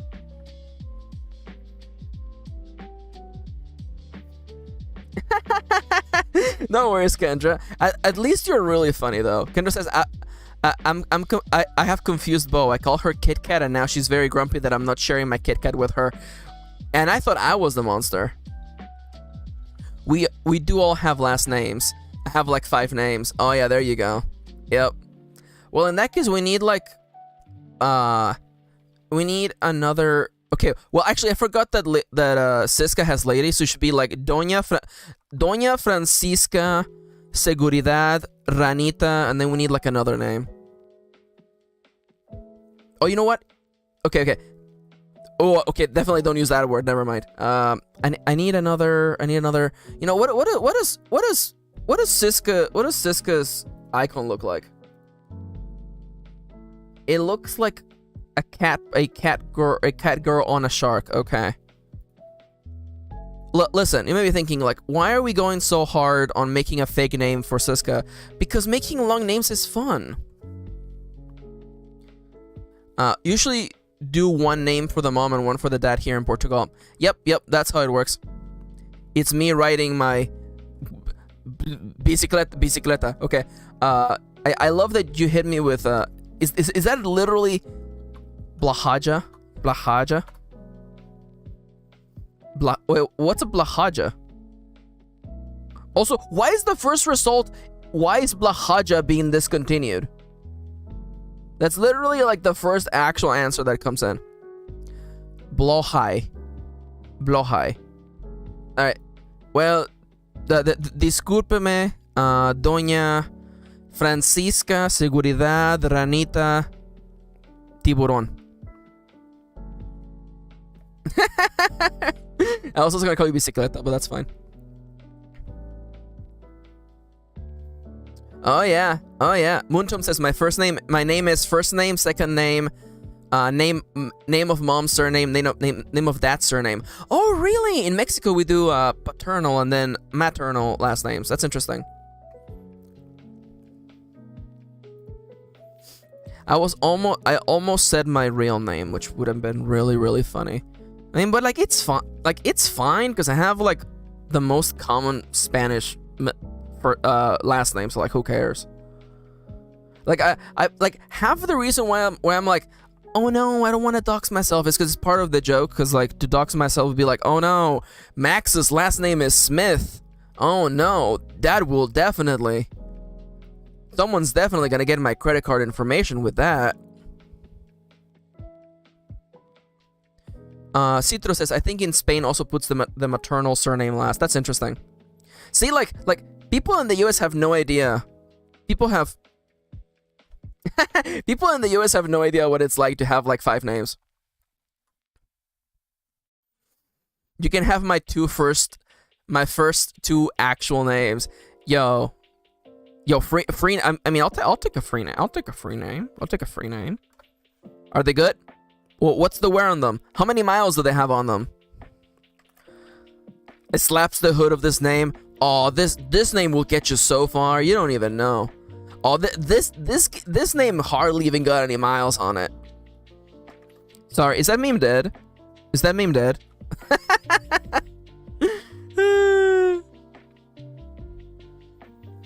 Wait, seriously? Hold up. This message came in. Okay.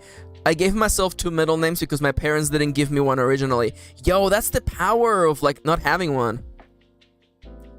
This name needs an oil change. Francisca Lila. Oh, I like that. Lila. That's a cute name. Where was I? Okay, so there's attributes. There's no health. The only enemy is time. Oh, your initials are FLCL. Oh, I love that. I should really go back and finish FLCL. Unfortunately, FLCL was airing on Adult Swim at the time when like they would never air like a thing in order, you know? That was why when I watched Trigun on Adult Swim, the only episodes I ever saw was the first episode, the episode where Wolf would, you know, and the final episode. Those are the only episodes I ever saw of Trigun. So I always thought that FLCL was literally like 12 episodes. It's 6 episodes. That shows how much I know. I love the joke. Nice name. Did your mom pick it out for you? That's so good. That is such an own though. I love that. I love the confidence with which, you know, that comes in. I can't believe Francis is the most anime person I know, actually. That's funny.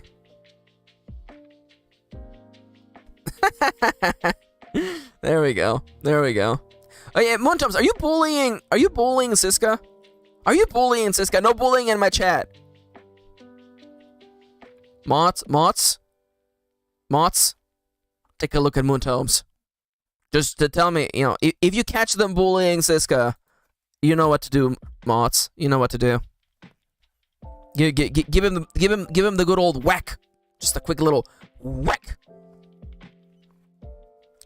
I said no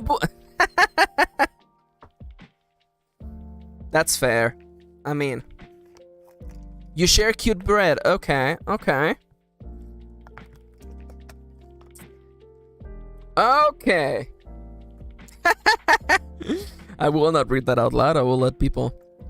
That's fine. You know what?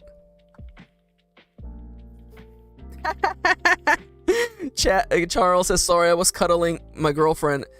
Is that causing trouble? Looks at chat over glasses. That's funny. Yeah, okay, yeah. A little bit of bullying is not too bad. That's a lie. You know, bullying is allowed in this chat, for reals, though. You know, fake bullying, like making fun of your friends. You know, fake bullying, like, you know, like making fun of your friend for outing themselves as trans in chat with their mom. That's okay. That's fun, you know? We all can have a good laugh over that, you know? Oh, here it comes. Yep. Kendra knew right away. Kendra knew because the spotlight suddenly was right on them. Kendra was like, huh. The battle theme is playing.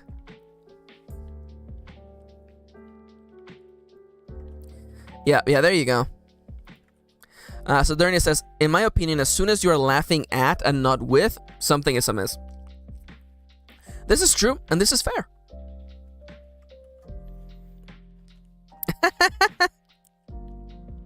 Yeah. I mean, it's okay because, like, yesterday, was it yesterday? Yesterday, we were like, everybody be nice to Kendra, and everybody was nice to Kendra. It was so lovely. We love Kendra in this chat. Kendra is one of the mods. I would not make someone mod if they weren't like a lovely, adorable person. Okay, what else do we need? In order to make this thing, we need the truths. Kind of already working on that. We need the calendar. Okay. So I'm thinking to make things easier. There's 4 seasons in this setting. Calendar, 25 days, and each month is made of 5 weeks. 5 weeks and 5 days each. 5 weeks, 5 days each season. I'm literally thinking, like, it would be kind of cute, like, in this setting, in this world, it's like there's 3 days of work and 2 days of, like, rest. Would that be funny? Would it be funny if, like, the calendar for this world kind of looks like this? Let me make it real quick. I kind of love the idea that, like, in this Animal Crossing like setting, is like people work for 3 days and then just rest for 2 days.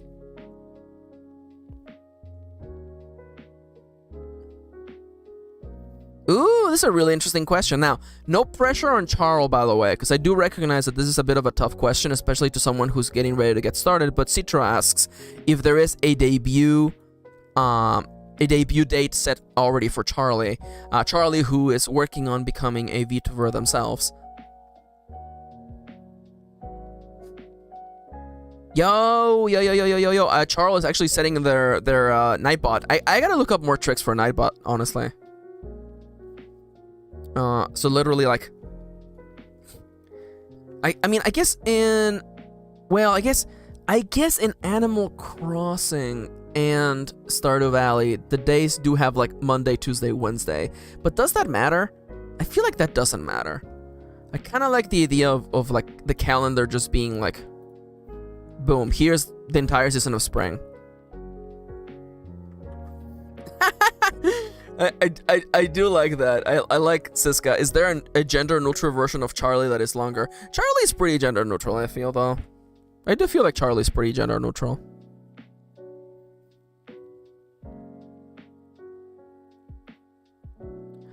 I'm all for abolishing the Gregorian calendar. See, this is the encouragement I want, by the way. This is the encouragement that I need. But Benny here giving me the encouragement that I desire in order to become a games designer, okay? Also, yeah, listen, if Charles wants to spend time with their adorable, beautiful girlfriend instead of spending time with us, then that's their loss for sure. And our loss, really, because Winnie is adorable.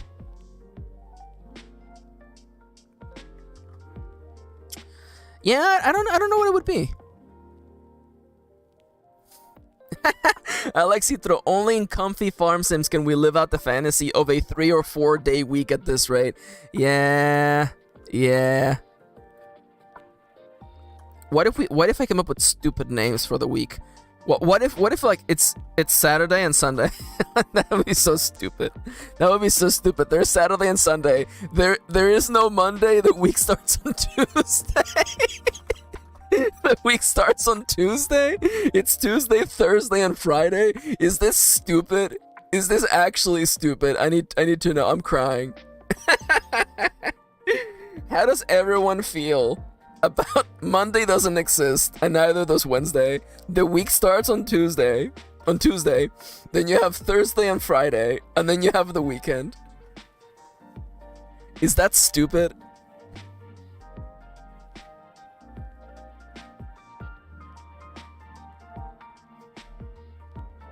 Garfield rules. Also, Alex asks a good question, by the way. You know, like, will this be the Maxian calendar? We can call it the Maxian calendar. I'm okay with that.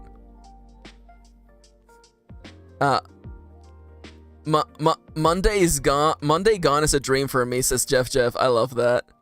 But Wednesday's my favorite day, says Cypher. I love. Okay, Siska's like not sure about this one, Chief. By the way, okay, so a little bit earlier, Charlie was replying to Citro's question about when they're debuting, and Charlie said, the debut day is whenever me and my sister-in-law convert the kid's bedroom into an office. Kid in question never uses it, so it's just a storage room now. Yo, a nice little office for streaming, that sounds great. Friday is the new Wednesday. I do, a part of me kind of loves how nonsensical that is, though.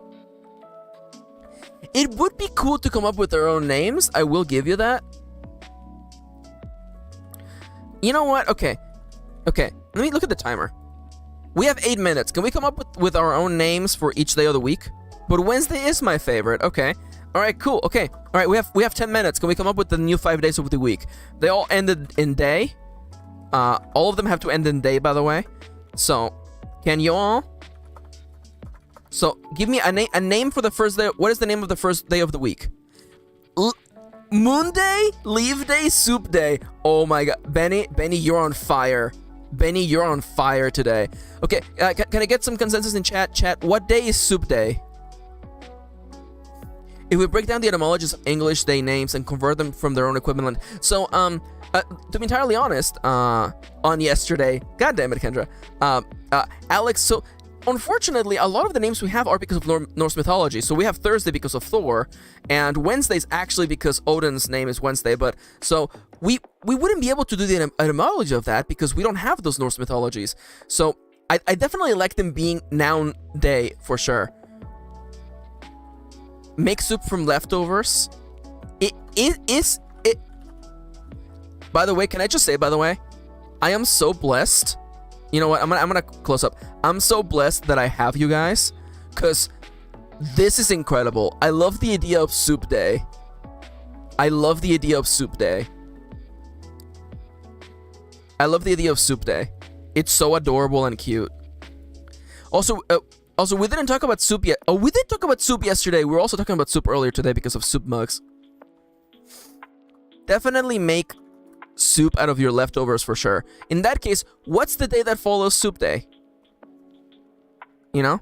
Is it work day? Do we actually, everyone agrees that we work on Monday and then on the first day of the week, and then after that we just like slowly get less and less work done? Is that funny enough? Or is the middle of the week the only work day? Because I guess like after Soup Day, you do kind of need like a little bit of time to like get back into the flow. Raven said Soup Day is underrated. Bread Day, obviously. I do. You know what? After you have made soup, you need to make bread. I love the first day of the week being rest day. because after having a bunch of soup, you definitely need to have like some rest. Nap day, when the get the week started, get that bread. Ooh. Rainbow day would also be really cute. Oh. Siska says in German, Tuesday's called Service Day. Interesting. Kendra says, I'm reading this book about making bread. I wonder if there's a bread day. Oh my god. Wait a minute. Could it possibly be that there's a link to that book?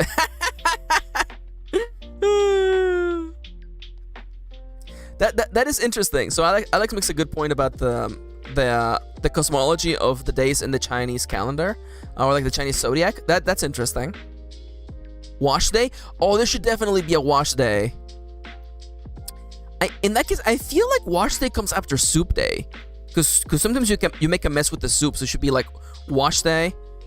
You have soup, then you wash, and then you rest after doing all that laundry.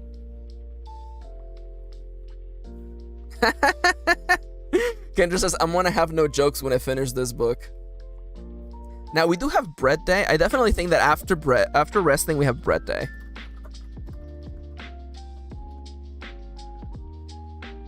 Violence day. No, we don't have violence in this setting. Though maybe. Although honestly, okay, now the way that I'm picturing this, because I'm just trying to make order of things. You wash and then you rest, and then you make bread. You make the bread. Okay, now I need a name for Tuesday. Monday's called bread day. Wednesday is soup day, or Friday soup day. Then you wash on Saturday. Friends day. Oh my god! Or no, not date day. That would be silly.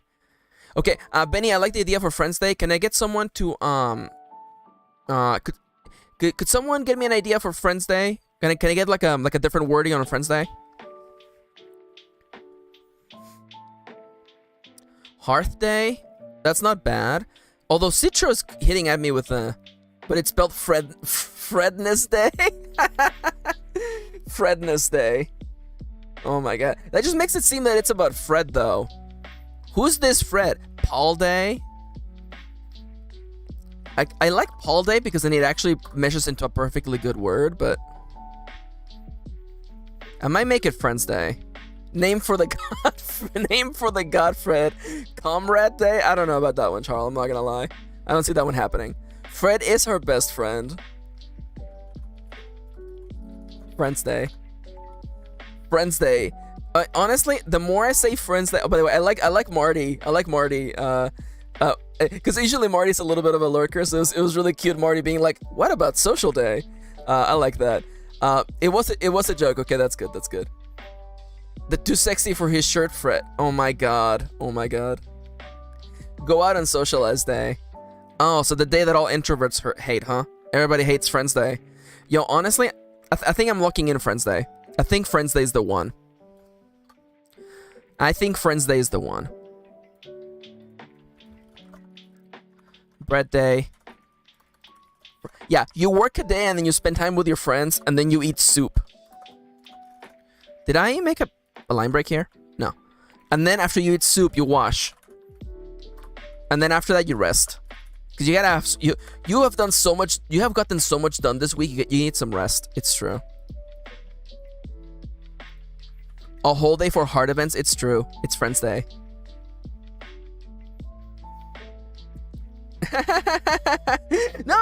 No, Marty, not at all. Marty says, I've been in and out sometimes, so I just hope I'm not missing the tone question too hard. Not at all, you're perfectly good. Friends Day has a really good, like, ring to it. So, Citro asks a good question. Oh, there will be holidays. We will be making holidays. I'm gonna put it on the to-do list, by the way. Calendar, we need holidays. Holidays, please. So my question, Citro makes a good question. Do we only wash on wash day? Do we only wash on wash day, or because or do we call it? Is it called laundry day? Is it called laundry day? Everybody does laundry on the same day. Is that cute enough?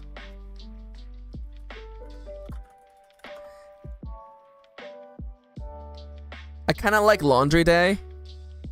Laundry day is cute. Okay, thank God.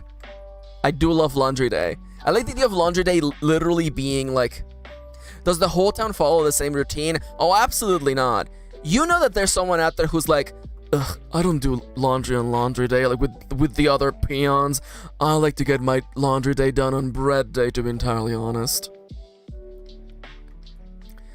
Yeah, so imagine, let me just do a little bit of formatting over here just to like make it a little bit more visually appealing, if you don't mind me real quick.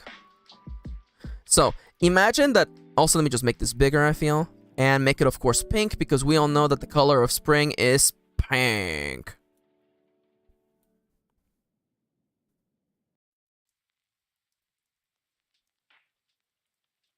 There you go. So imagine, it's not gonna look like this, of course, because this is literally, I made this in 2 seconds, but imagine that like when you play the game, you have like a bundle of pages, and that's like your calendar. I love chipped. I'm not like the other townies, but like you know, here's the calendar for like the days in the season. And whenever you fail at a roll or whenever you get a weak hit, you have to advance over to the next day. So you literally envision what happened for the rest of the day and how the failure made you like maybe lose time, or maybe you're like, well, I didn't have time to finish building the fence because I had to go finish work and then make dinner. So you envision what happened and then you just start at the next day. And I do love, oh, speaking of finishing the season, I finished spring. No, I didn't finish spring. That was actually just finishing a day. Alright, so it's time for a break, by the way. Yes, Citro, how dare you? How dare you, Citro? Soup seller. I am going into my farm and I need your strongest soups. You can't handle my strongest soup. My strongest soup would kill a bear, let alone a man.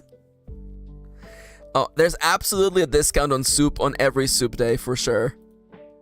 I love the idea that everyone goes to the inn to buy soup on soup day.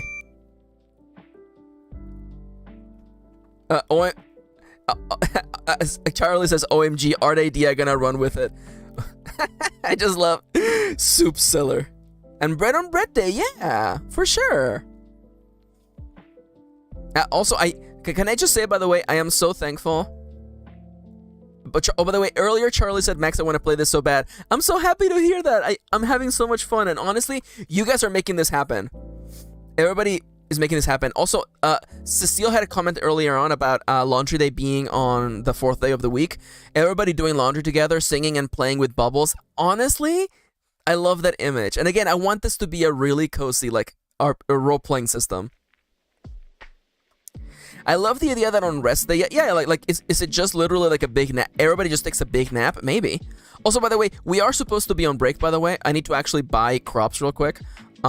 So everyone, by the way, take a second to stretch, drink some water. You know the deal. You know what to do here. You've been here before. I have 37 bucks to spend. 3 days on those, so anything that takes 2 days is the way to go here. I love that I'm playing an actual little video game inside of the stream. That's so adorable. Just give me those, and then give me, like, boys that take 2. You know what? Give me all that. And plant them, baby. We've been getting so many, like, Animal Crossing remixes, by the way. So blessed, so blessed. Benny says, BRB, buying clothes from the soup store. Charlie says, also BRB, watching the potion seller video. Soup seller, I require your strongest soup. I'm heading to my farm tomorrow, and I need your strongest soup.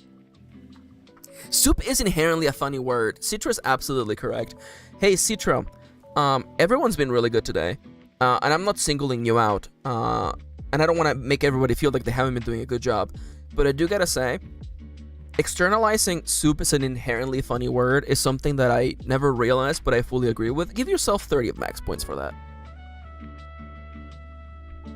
Also, you know what? Everyone who's been submitting ideas today, also give yourself 15 points. Why not?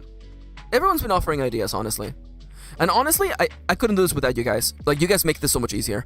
Do you have any idea how, like, if I had even considered the idea of using names for the days, I would have, like, spent, like, 3 days on it, and then I would have asked Kitty. I'm like, Kitty, do you think this is a good idea? And she would have probably been like, it's kind of dumb, Max. And then I would have dropped it. Not to say that Kitty wants to shoot this idea down, but, you know, I just love how this is working out. We're sharing in each other's creative energy.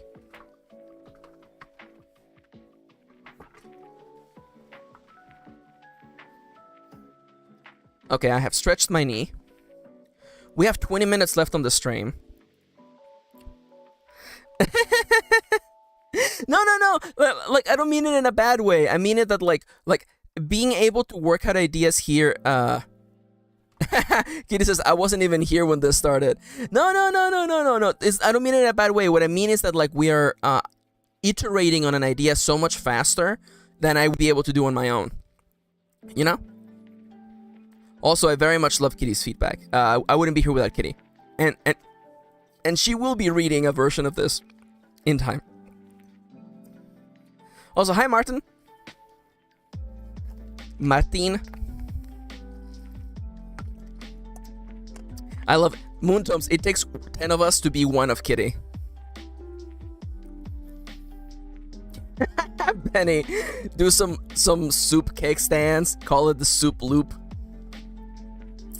I love that it's in the middle of the week too, by the way. It's like, oh my god, the Joel, like, what happened? You're not even doing your laundry today. Poncho, you're not even doing your laundry today. And then Poncho's like, I had too much soup yesterday. Oh man, I stuffed my belly full of soup. Oh, I had leek soup, I had French onion soup, I had loaded potato soup, I had clam chowder. I'm stuffed full of soup. Also, I am in fact referencing Poncho, who is one of my favorite Animal Crossing villagers. While we're here, by the way, anyone want to drop in the chat what your favorite Animal Crossing villager is? Because mine is this little dude.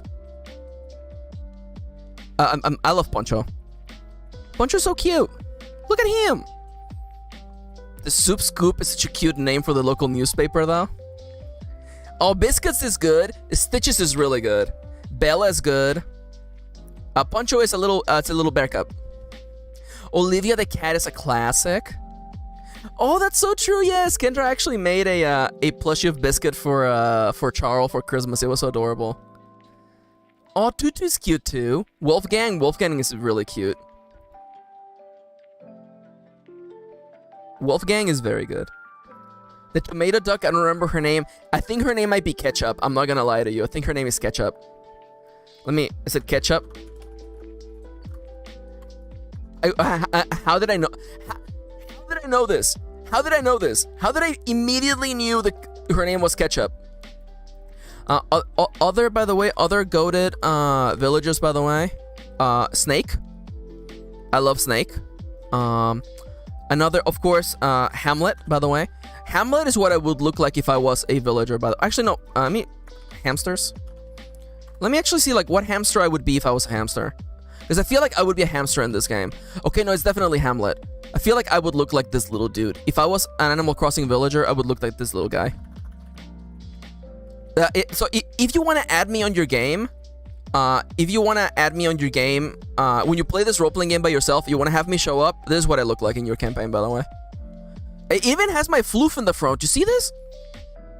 This is copyright infringement. Nintendo, you will be hearing from my lawyers. What the hell, Nintendo? That's just me. Anyways. Oh, the mummy dog is so cute. Oh, what is its name, though? What if I just type Doug? Doug. I bet Kitty already put it on the chat. Oh, it's Lucky. Its name is Lucky. Oh, Lucky's very good. Frank the Eagle. Oh my god. Yo, Frank. Let me look up Frank the Eagle. Hello, yes, Your Honor, I would like to... Oh, wow. Wait, did he beat you up? What happened? Tipper? Oh, Tipper is good, too. Tipper is very good. I'm surprised that no one has brought up, like, the... Oh, Freckles. Freckles the duck is so good! Freckles the duck. I do love how far apart. Her eyes are so far apart. Lucky is also very good. I think his name is Ramses in French. Oh, that's cool. I like that. Oh, that actually makes so much sense. I love that for the Animal Crossing amiibo cards, they have their names in Spanish and French. And so Lucky, actually, I believe that they might have the names on here, actually. Oh yeah, okay. Let me go find Lucky again. Because I love that you can see like their names, like it is in fact in French. It is in fact Ramses. Oh my god. In Spanish, it is Pupas. I don't know why he's called Pupas. Like a pupa? Like a pupa? Is that what it is? He's like a metapod? Is that what it is? Oh my god, Isabel is called Canela in Spanish? That's so cute! Isabel, by the way, Canela is Spanish for cinnamon. Oh my god, yeah! She's called Melinda in German? That's interesting. Doesn't really look like a Melinda, but whatever, it's fine. Who am I to judge you? Okay, can I please zoom out? Thank you, Your Honor. Have I missed any other good ones that are cute? The girl ever.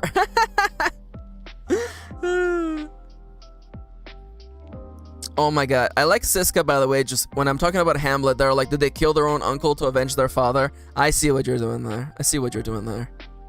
What's the name of that of the eagle man? The bald eagle man.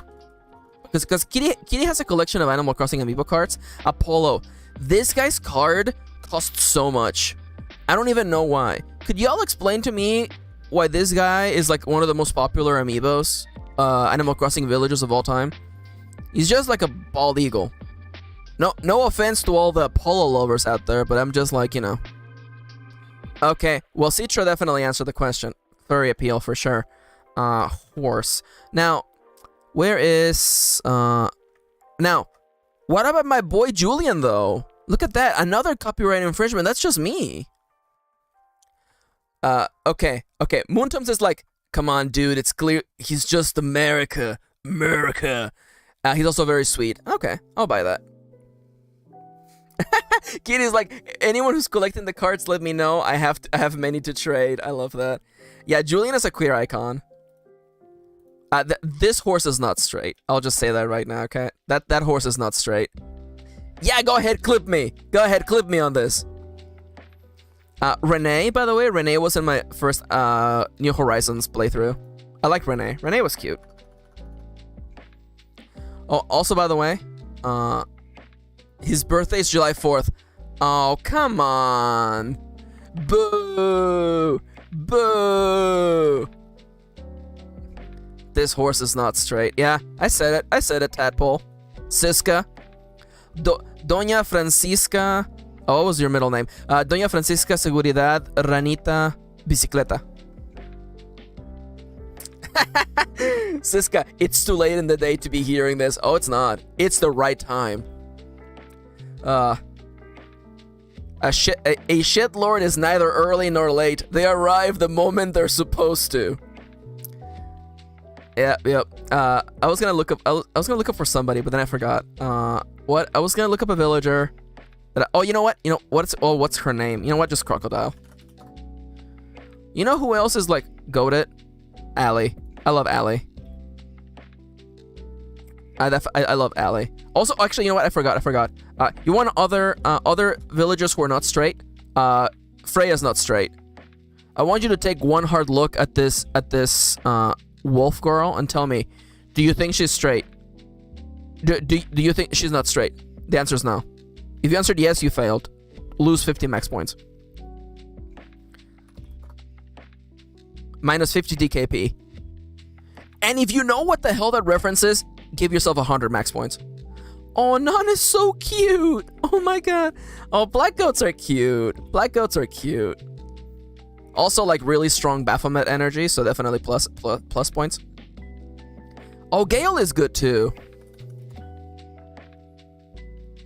Oh my god, Gale is so powerful. Look at this. This is Kitty if Kitty was like a crocodile villager. Kitty, of course. You may be wondering, hey Max, we know that you're a hamster. What Animal Crossing villager would Kitty be? And the answer is she would be Ruby. This is, and I know you're thinking, oh, but Kitty, her name is Kitty. Shouldn't she be a cat? No, you see, that's the joke. You get it? The joke is that she wouldn't be a cat. She would be a bunny. That's the joke. Yeah, that's Kitty. Kitty would be Ruby. Now, where were we? We were also this website is goated. I might actually like copy some of this information for like the what the hell is this? Star signs. I forgot about star signs. All I'm saying, Cecile says, okay, this is fun, and I would love to stay, but I gotta go to work tomorrow. Good night. No problem, Cecile. Take care. Just keep in mind that in the next 20 minutes, we might descend into complete and utter madness. But anyways. Oh, yeah. Oh, Kendra has fallen down the rabbit hole. Oh, yeah. Oh, yeah, absolutely. What's wrong with saying goated? You know? You know what? Reminds me. Let's look at the goatiest. Who is the goatiest of the goats? I mean, people like Sherb, of course. Chevre. Velma, though. He's also not... By the way, Siska, this goat is also not straight, by the way. That goat's not straight. Chevre, very cute goat. Some of the goatiest, I would say. And Velma. God, I love Velma. It looks like she has like a goatee, but that's not... Is that a goatee? Does she have a huge goatee? I mean, like, you're a goat, you're allowed to have it, but you know. Goodbye, Siska. Take care. Have a lovely night. Vespa is the best sheep villager, and I'll fight for her honor. You know what? I will look up Vespa, and then we'll try to get some more work done in the next 10 minutes. It's not Vespa. Let me just go to sheep. It's Vesta. Did I misspell it? Oh, I didn't misspell it. That's on me. Opinions of... Oh, yeah. Oh, Vesta is absolutely adorable. One of the goatiest. You know, sheep are kind of goats. Biff. Stella. Thank you. Oh, look at this. Look at this dumbass. I love him. Yeah. See, here's a little fun thing. Okay. There's no brain cells in this. Look at this. You see this head right here? Look at this. No brain cells. There's no brain cells in this brain. I love this guy. I've never had him, but he has no brain cells. It's great. See, wouldn't it be great to be able to play a role-playing game where you move in and you're moving into this guy's house? This guy don't even know how to make soup. He don't even know how to make soup. What is his job? What could possibly be his job? You know what? Okay, you know what? I'm on a roll at D20. Where does he work at the company? Where does he work at the town? I need to know. Where do you work? 7. He's a doctor. Look, this guy's a doc. Give him a little lab coat, okay? This guy's the doctor of your town. How do you feel? Oh, Alex asks a really good point. How many nuggies for me to review every Animal Crossing villager? Make a tier list? Oh, yeah. Honestly, I will do that for 200 for sure. Benny, he said, here's a band-aid.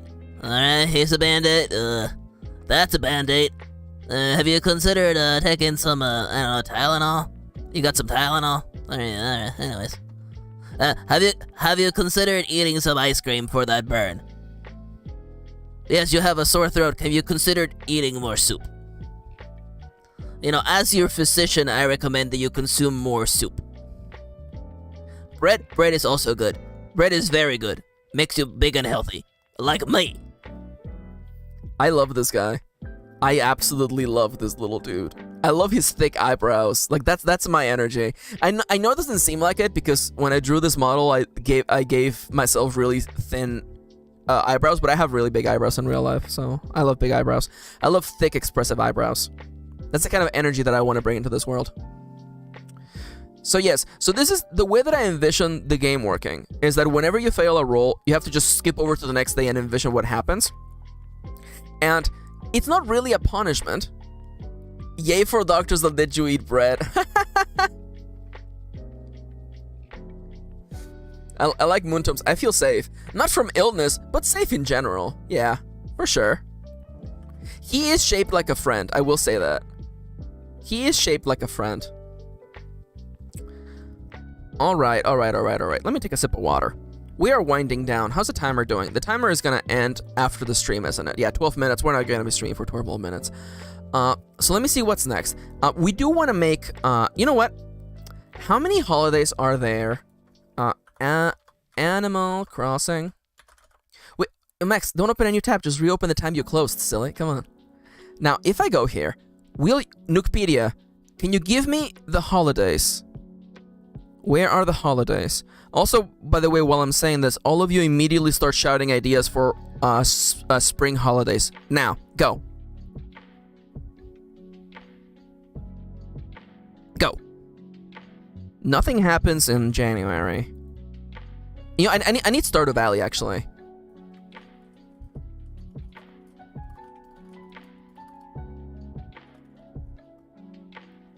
Harvest Festival? I feel like that should be autumn for sure. That should be autumn for sure. Okay, so in spring there's the Egg Festival and the Flower Dance. Those, neither of which are actually like particularly good. Flower Fest is a classic. Give flowers to the people you respect.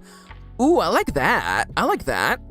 Okay, my question is, Sodernia, since you are the person creating Flower Fest, Charles says, for no reason, can I see your gremlin sprite real quick? Oh yeah, for sure. Oh, you mean like on stream? Hello. Yes, this is probably the face you're looking for. Honestly, Citro, I do kind of like the idea of there being an allergy day. So there, yeah, what day of the week does Flower Fest take place? Is it Friends Day? It does seem like Friends Day.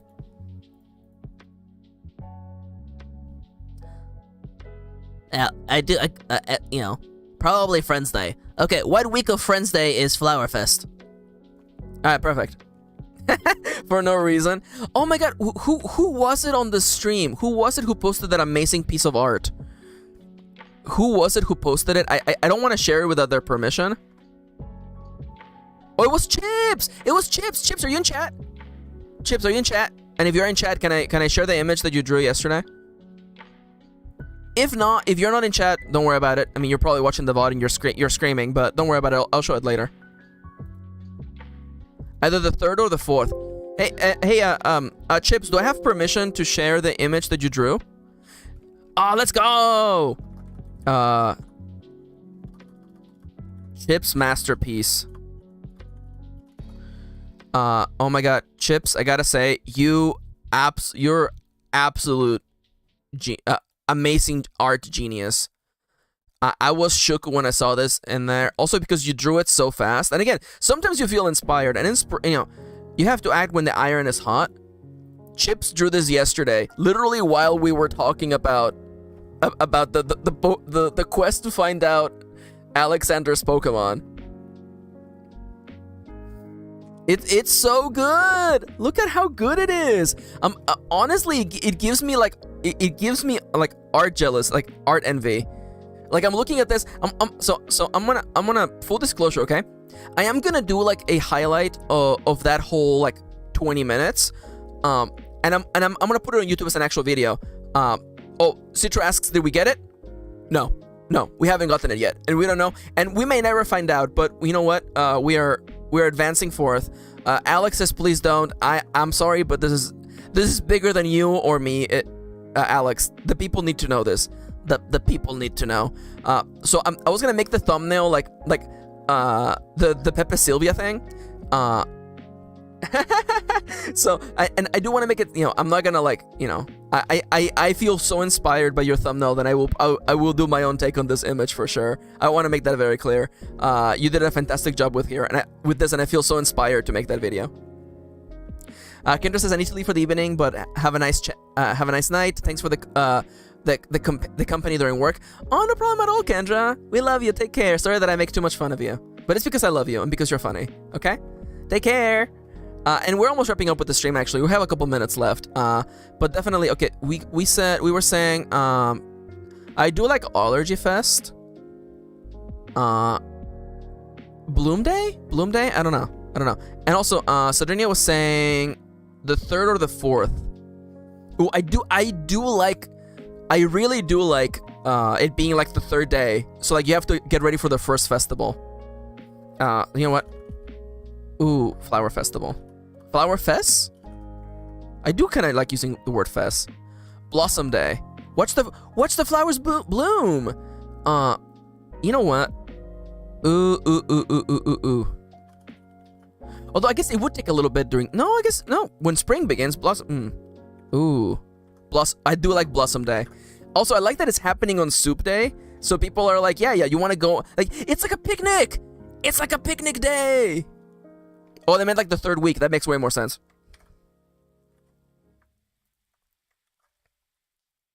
Yeah, spring being marked by the trees turning pink. Yeah. You eat soup on Blossom Day. Instead of picnic, I was gonna write panic. And what's the difference, right? Spring being marked by the trees turning pink for sure. Yeah. Costume Day, when everybody dresses up in a costume just for fun. I do like that. Oh, it was gonna be okay. It was gonna be Friends Day. You're absolutely correct. I'm a liar. I'm a cheat. I'm a liar and a cheat. All right. We will continue brainstorming this rulebook soon. I will be working on it in the intervening time, but for now, we are going to be wrapping up the stream. Kitty missed so much. It's okay. I'll catch you up. We're having fun. I do want to say, first and foremost, let me actually go on the dramatic close for a second. I do want to say thank you so much to everyone watching the VOD and the people who were on the chat giving ideas. Honestly, you guys are making this so much easier. I will make it a point to get all of your names, and I want to put them in the little booklet because you guys are helping with this so much. Honestly, I could not possibly have made this much progress in one sitting if it wasn't for you guys. Like, the days for the week kills me. My heart swells, doubles in size just at the thought of the idea of Soup Day.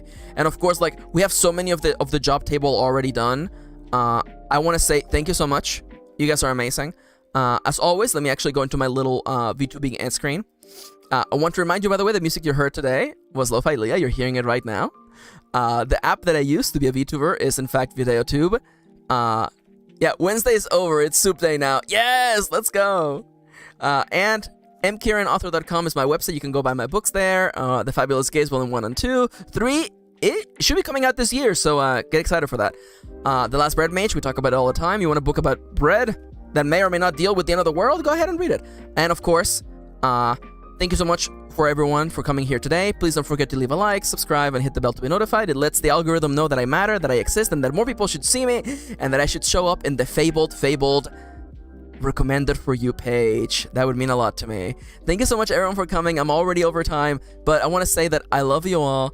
Thank you so much for joining me. Thank you so much for spending a little bit of your day with me. And I will be seeing you all very, very soon. Take care!